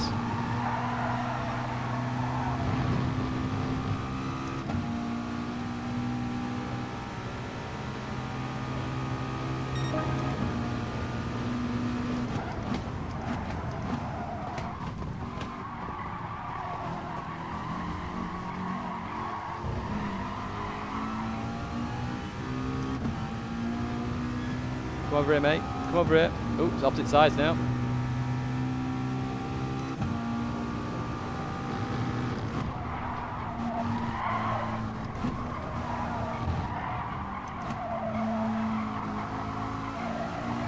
Call off, you legend! Penalties fixed yet? No.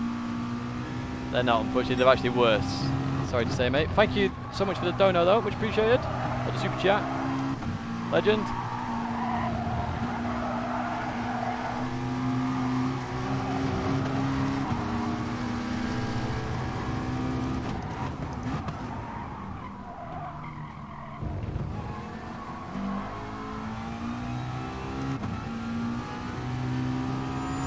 Maka is fast, you know. Look at this.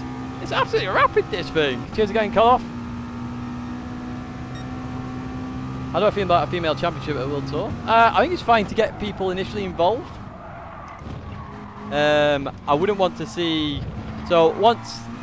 Like, it's a good idea to incentivise females to get involved with the sport, which is the good part of it. But I wouldn't want to see, like, an indefinite thing, if that makes sense. Like, once females are involved, there's no reason why they can't race amongst the main championship.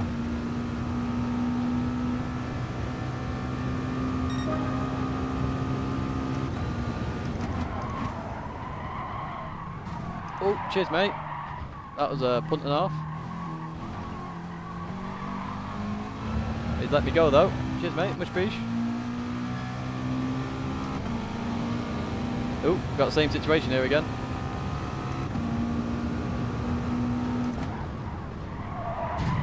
Oh, that is his fault. I'm sorry. That was pure just turning. Even though I was there. I broke well early then. I was so far on the inside. Couldn't even make that one up. That was his own fault that time.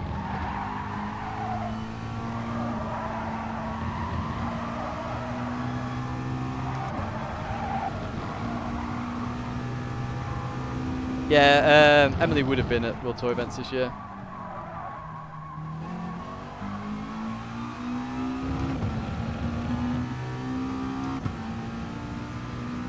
Yeah, you won't be able to hear the team radios, put it that way.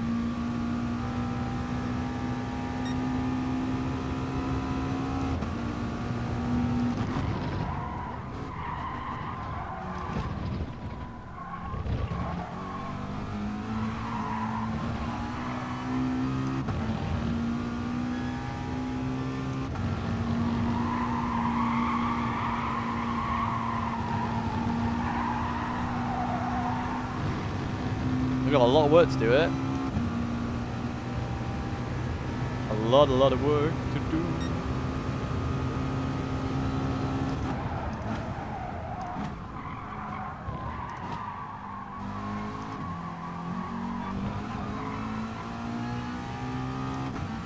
The front's wearing more than the rear here. I'm going to have to go to zero here. It's unusual for an MR car.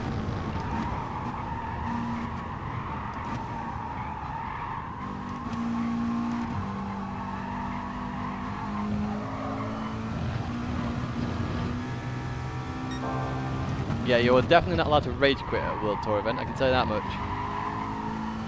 People have been told off for that.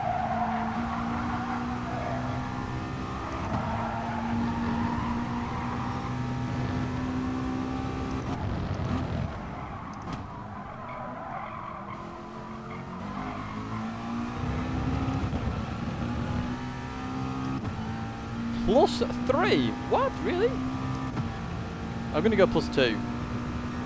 Not quite +3. Yo, Blake, you okay, mate?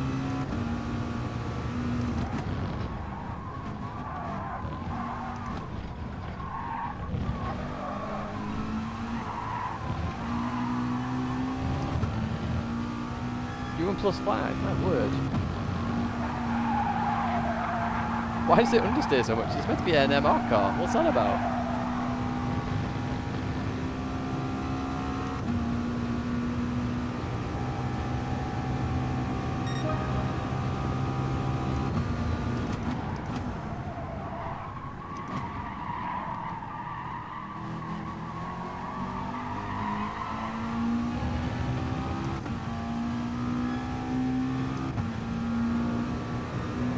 Pulling away. Antimix is just in that distance there.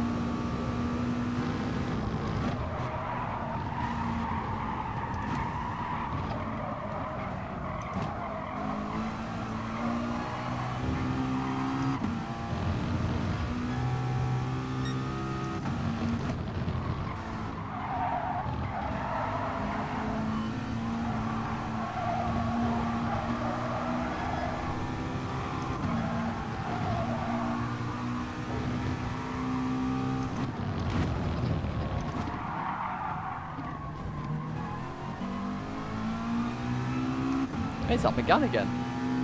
We've got a cracking run on it though. Let me go there. The old McGann. Here's Zlatan.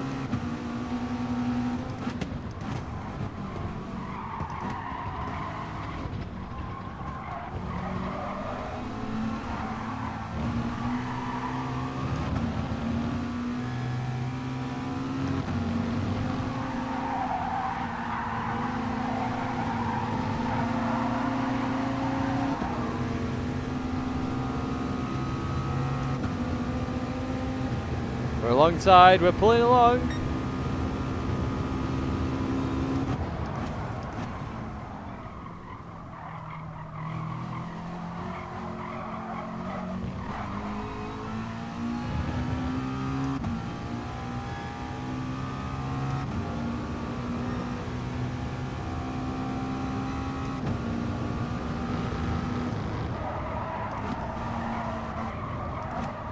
Well, Macca's definitely up there on my list of choices in the future. It's a really nice car to drive, this actually.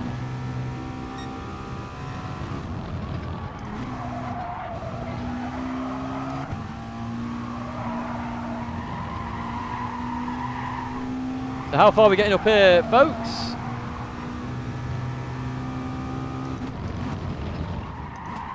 Oh, bit deep there.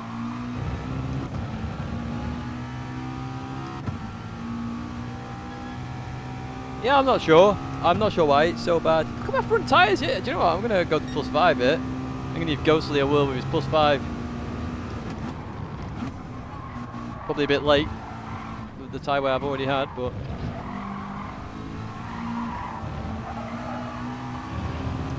Look at the front. My word, that is terrible.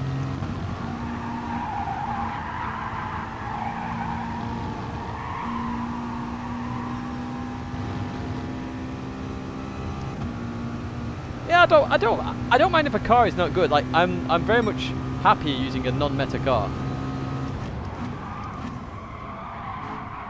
Now it's getting rotatey.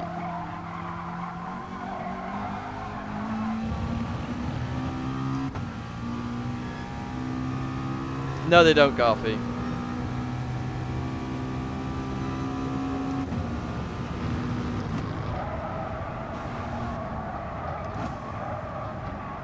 Oh, that Porsche driver just got absolutely nuked by a cone, I think.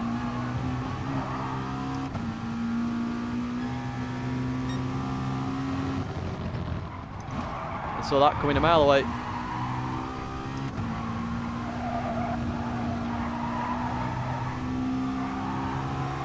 Sweeters! Oh, that was deep by me.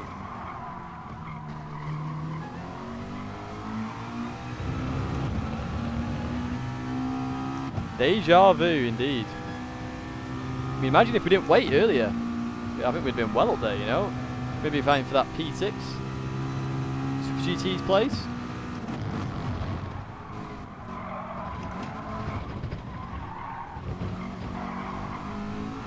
Got the chicane wrong there.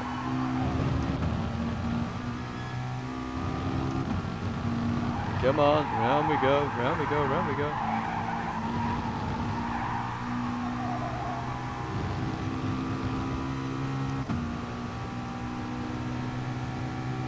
I gotta run! I gotta run!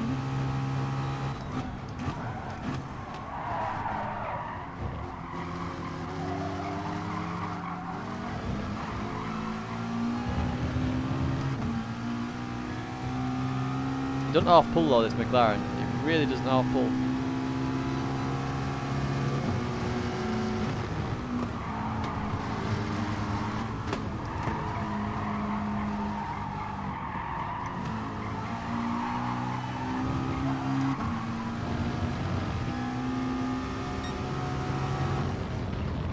That was deep! That was deep!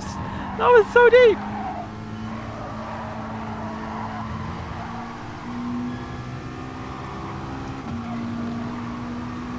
Oh!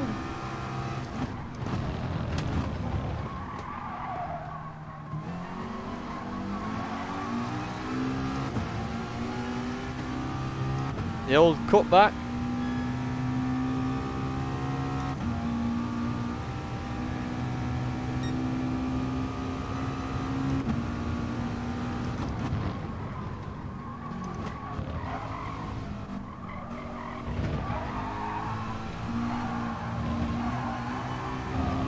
So we can see P4.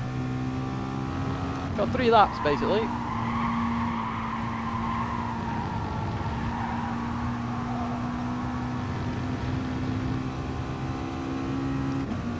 Oh, cheers, Dave. You let the dog out. Let the dog out.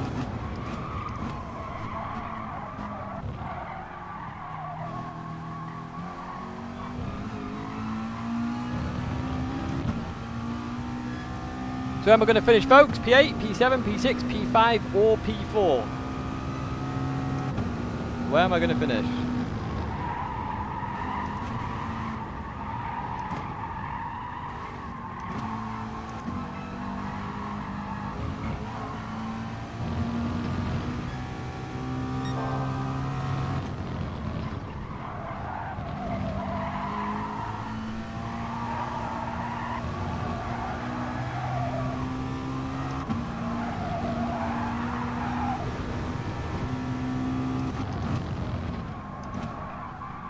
Oh, get it turned. P6, P7. Oh, I was saying P7, eh? Rage quit. Yo, bad stang. P16. I'm gonna pleb it, am I?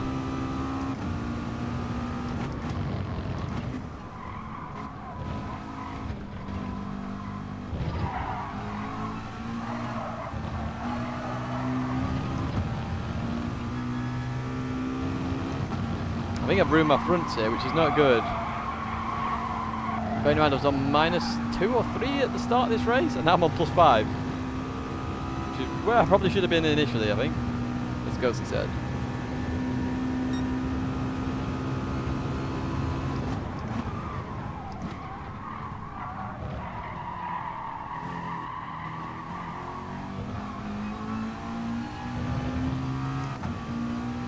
.1 now to Tomahawk. So everyone said P7. Could be right.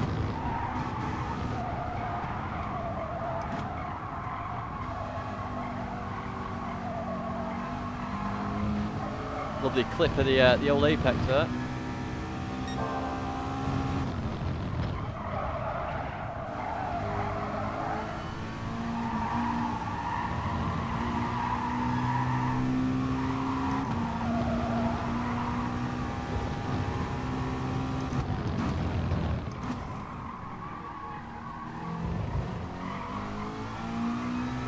so flat out of corners, this car. A very good car, this.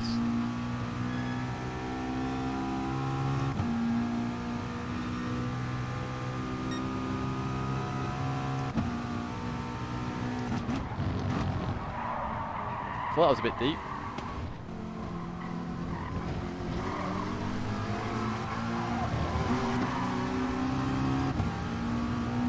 Look at that. What a move, boys and girls.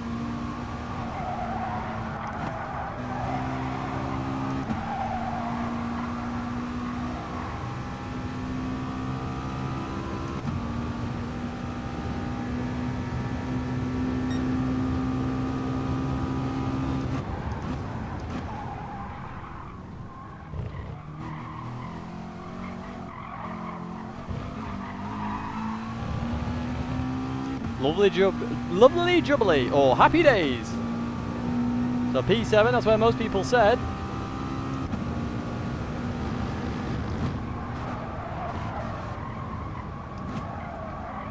We'll have a look at the tyre wear, because I know a few people were asking about the tyre wear on the Porsches in this race. I think telemetric, wasn't it, that asked about that. We'll have a look at the move with the Irishman.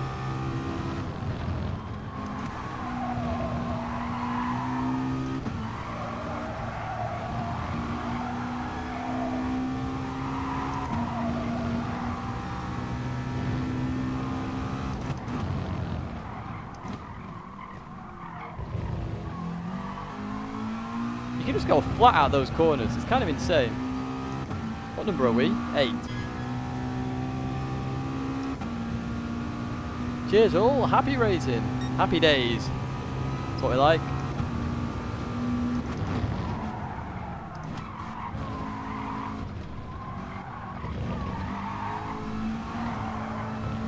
Oh, they're going 2, 3 wide up ahead. Shame we're not in that battle.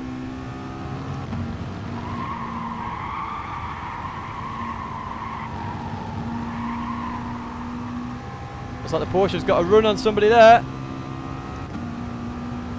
Very close at the line between those 3. Titch, how did you get in the Manu race earlier? How did you get on? We got P1. Well, with the practice race we got P5, but the official stream race we got P1. But we had the pace to win split 1, or the first time slot. Happy days, exactly. What's your favourite memory in your GT career?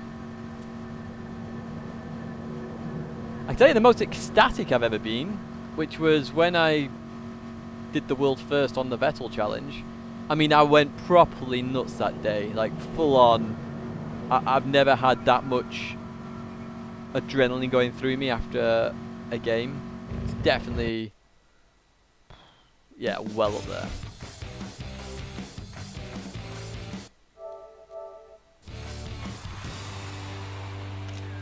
Yeah, brilliant battle, mate. It was very good racing. We'll have a look at what happened with the Irishman, of course. As the second one, I literally couldn't have stopped any more than what I did. Wasn't you the first to have it on a controller, Garthy? So it was obviously they didn't have pad sensitivity in at the time. So the problem was that there was this thing called pad lag. So you would turn left, and the car wouldn't turn left until like another second after. So you had to adjust your driving style to that, so you'd be a second out. So could not defend. Yeah, well, I went for the run on you, but it's good racing, mate. Really good racing. Very well done. Is the Irishman still in here? I don't actually know. Not looked. No, he's already gone.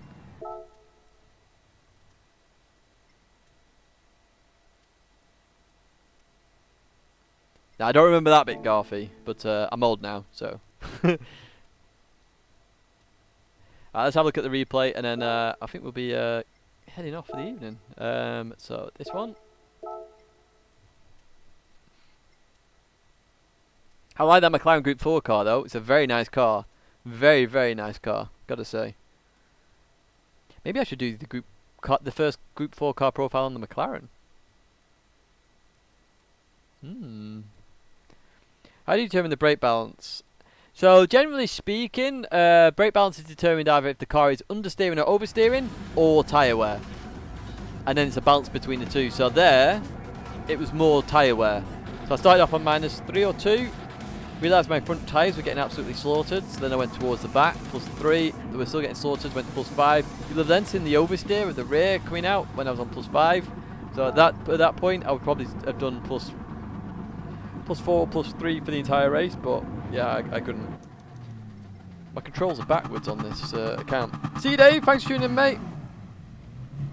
So, let's have a look at the incident with the... Yeah. Oh, yeah, what happened to that guy? I don't even understand what happened to this guy. He gets that wrong.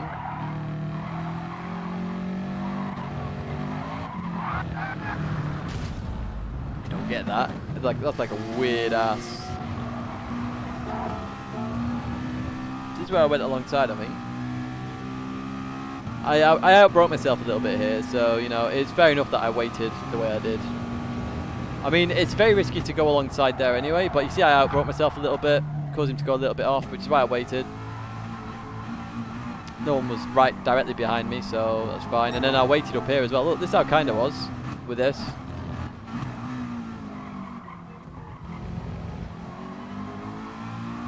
I even pulled over and just waited and just lifted. That's how kind I was with that one. So I think that was overly kind, if I'm really honest, looking at it now, but yeah, it doesn't really matter.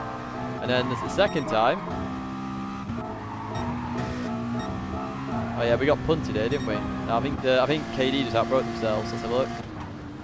Yeah, that's weird. They didn't actually outbroke themselves. They lifted off the brakes. Look. Brake. Oh no, they didn't. They outbroke themselves. I thought it looked like they lifted. It might have just been the way it came across there. But they let me go. They let me go to KD. So, you know, good sportsmanship again. It looked like they lifted, but they didn't. It just lagged going full braking. So they let me go here. So, you know, fair play. Carry on as normal. Let's have a look at this one now. So I'm fully alongside. So at this point, if you're ever in this situation, give up the corner. I think I did this with Antimix earlier. You're not going to go around the outside on 4 apexes. It is impossible to do that. So give it up at that point. You got plenty of space to come in behind. Yeah, see, that's not my fault. He just turned in there, and he stayed on the track with it as well. So yeah, in that situation, literally, honestly, just at this point. So at this point, I don't know why he's over there anyway. I won't be on the curb. I want to look behind me. So look, there's loads of space there. So just back it up, pull in behind, keep the line. So just accidentally turns in there. So not my fault. That's why I didn't wait up for that one. And then TT from the back goes through there. Yes, exactly, Antimix. Exactly. Or just sit behind and go for it later on. It's one of those. I think it's more of a mistake there by the Irishman. Just turned in, expected to maybe have gone a little bit, but I was giving room. But yeah. But it's the fact they stay on, even with the plebby physics where it bounces you off the Narnia, it shows that it's clearly not my fault, that one. I'm fine with that. What else happened? We need to have a look at tyre wear. Got a cracking run on this Megane. Do I know what manufacturer I will choose? No, I don't know yet. But I'm certainly not picking Audi. I've done the thing I need to do for Audi this year, which is, you'll see it soon. We had a good race with Zlatan here. So I just came alongside Zlatan there. But yeah, I'm hoping to get the thing I want to do for the Gran Turismo stuff. Once I've moved in, I'll have a look into it. So that's a lovely clean move there. What else have we got in this? Oh, what happened to... Oh yeah, the Spaniard. I knew they were going to go deep. They went off, didn't they? They went off during this. So yeah, they got that bit wrong and got killed by a cone. That's the bad part of having cones on. Then they had dirt on their tyres, which I recognised. They'll start in August, I imagine. So you can see, I just knew that was going to happen. So I just pile drive through. Happy days. We get Swiss Sauce. I can't even say your name now. Swiss Sauce. No, I'm getting it wrong probably now. Apologies. Don't tell anyone, they will choose it. I know. That is the frustrating side, I suppose, of content creation, is a lot of people will follow. Jaguar Aston. That's up to you, to be honest with you. The Jag and Aston are very similar cars. Right, so where does the race begin? Here we go. See, in this situation, I was catching, but I wasn't far enough alongside where I would have legitimately liked to have made a move there, which is why I backed out of it. Against the Irishman, I was alongside both times. So in this situation, it's better to just stay behind, in my opinion, than risk it. If it was last lap, I would have probably gone for more of a risk, but the lap 9, so it's fine. So I knew that was a slight outbreak in there. So I was always then going to do this move, or try and go for the move, and try and come back across. Didn't quite work out. So then it was more of a try and get a decent run out the corner here. You know, straighten up, plant your foot, off you go. I had to lift a little bit just to make sure I didn't hit you, and then yeah, the McLaren's a bit faster than the Porsche in a straight line. What similar cars to McLaren? Any ML cars really. Honda.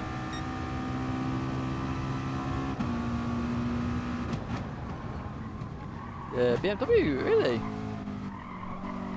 And then what did we do against Tomahawk?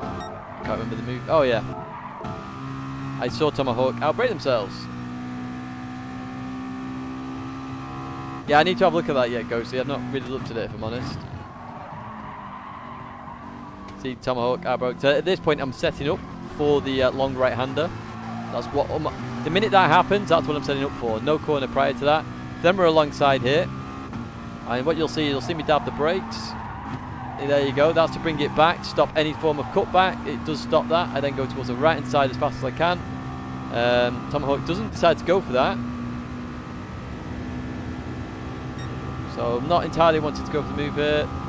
Into braking zone, tries to go around the outside. Good little bit of racing here, side by side. Doesn't get it done as we stay on the inside there. Continue on out. Happy days. Good bit of racing there with Tomahawk. What happened with these three? We'll have a look at this towards the end. Yo, Svetlio. I'm all good. Hope you're okay, mate.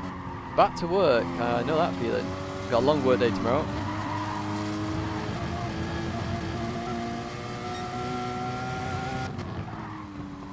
One baguette, Sutsu.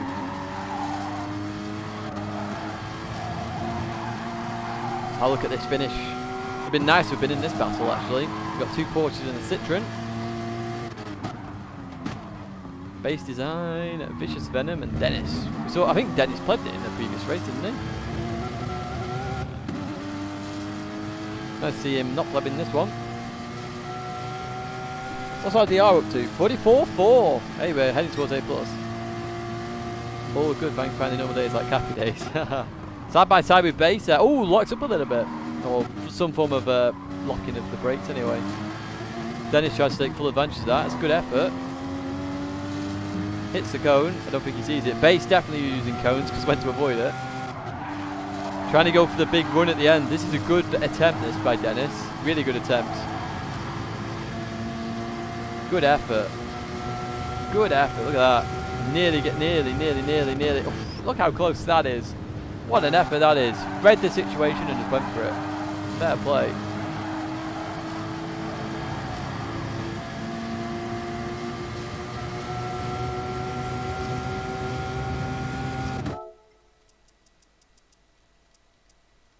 Look at this. Too much sausage on that. Yeah, there is. Look at that. Boom. Very close between those two. And then the Citroen just there. Wow. Number 1 driver over there, actually.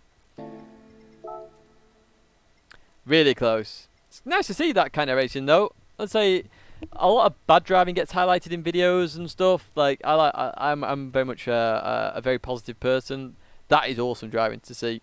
I'm not involved with it, which is even better because then, like, you know, we can promote Base, Dennis, and Vicious Venom for some awesome driving. Who's the fastest LZR driver? I don't know. Depends in what. Thomas is amazing in Group 1. Depends in what.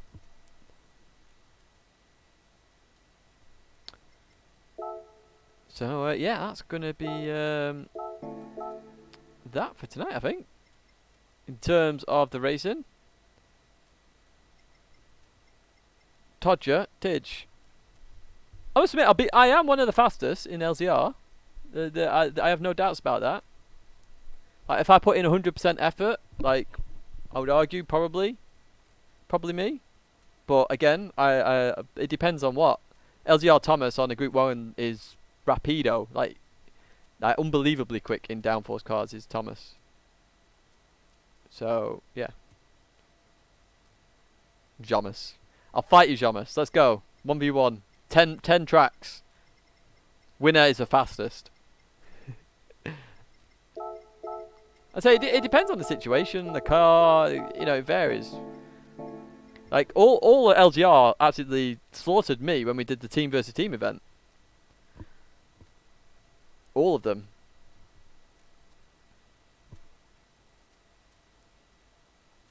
Yeah, exactly, Davo. And I think that's one of the biggest things, in my opinion. People make mistakes. It's just life. You know, there's not that many dirty drivers. I think the last dirty driver I saw was in the Daily Guide, which was that... was it Daily Guide? No, Nations. It was Nations. That Max guy. That was dirty driving. But then before that... Yeah. To be honest, before that was in the top 16. Let's be real. Let's be real. Get an LZR event going. Go race off. Yeah, maybe we can do that at some point. Wow, look at all these replays on this account. I need to get rid of this lot. I didn't even know that all this was here. Right, delete, delete, delete, delete, delete, delete. Look at all the space. Oh, no. Oh my word. Like, all this space has just been here. I've been struggling for space for like eons. Look at this. I'm over 1,000. I'll get rid of that one as well. Clean as a whistle.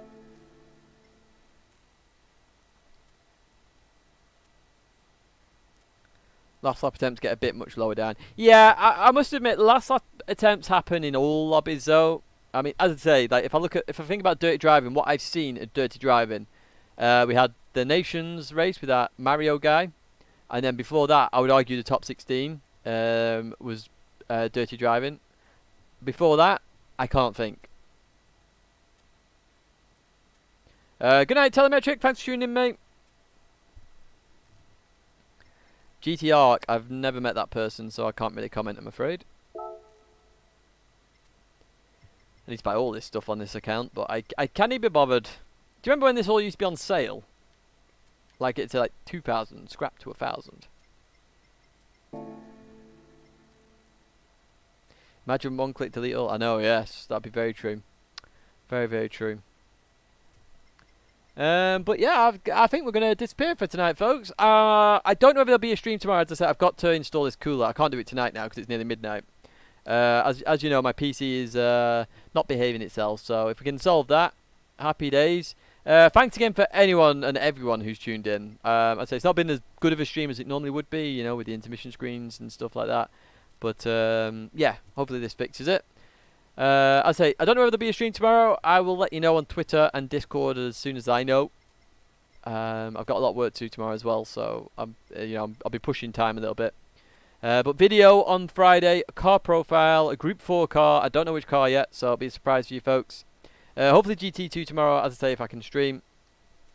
But yeah, thanks for the racing. We've got a winning manufacturers. A few fantastic races there in dailies, and I'll see you again very soon.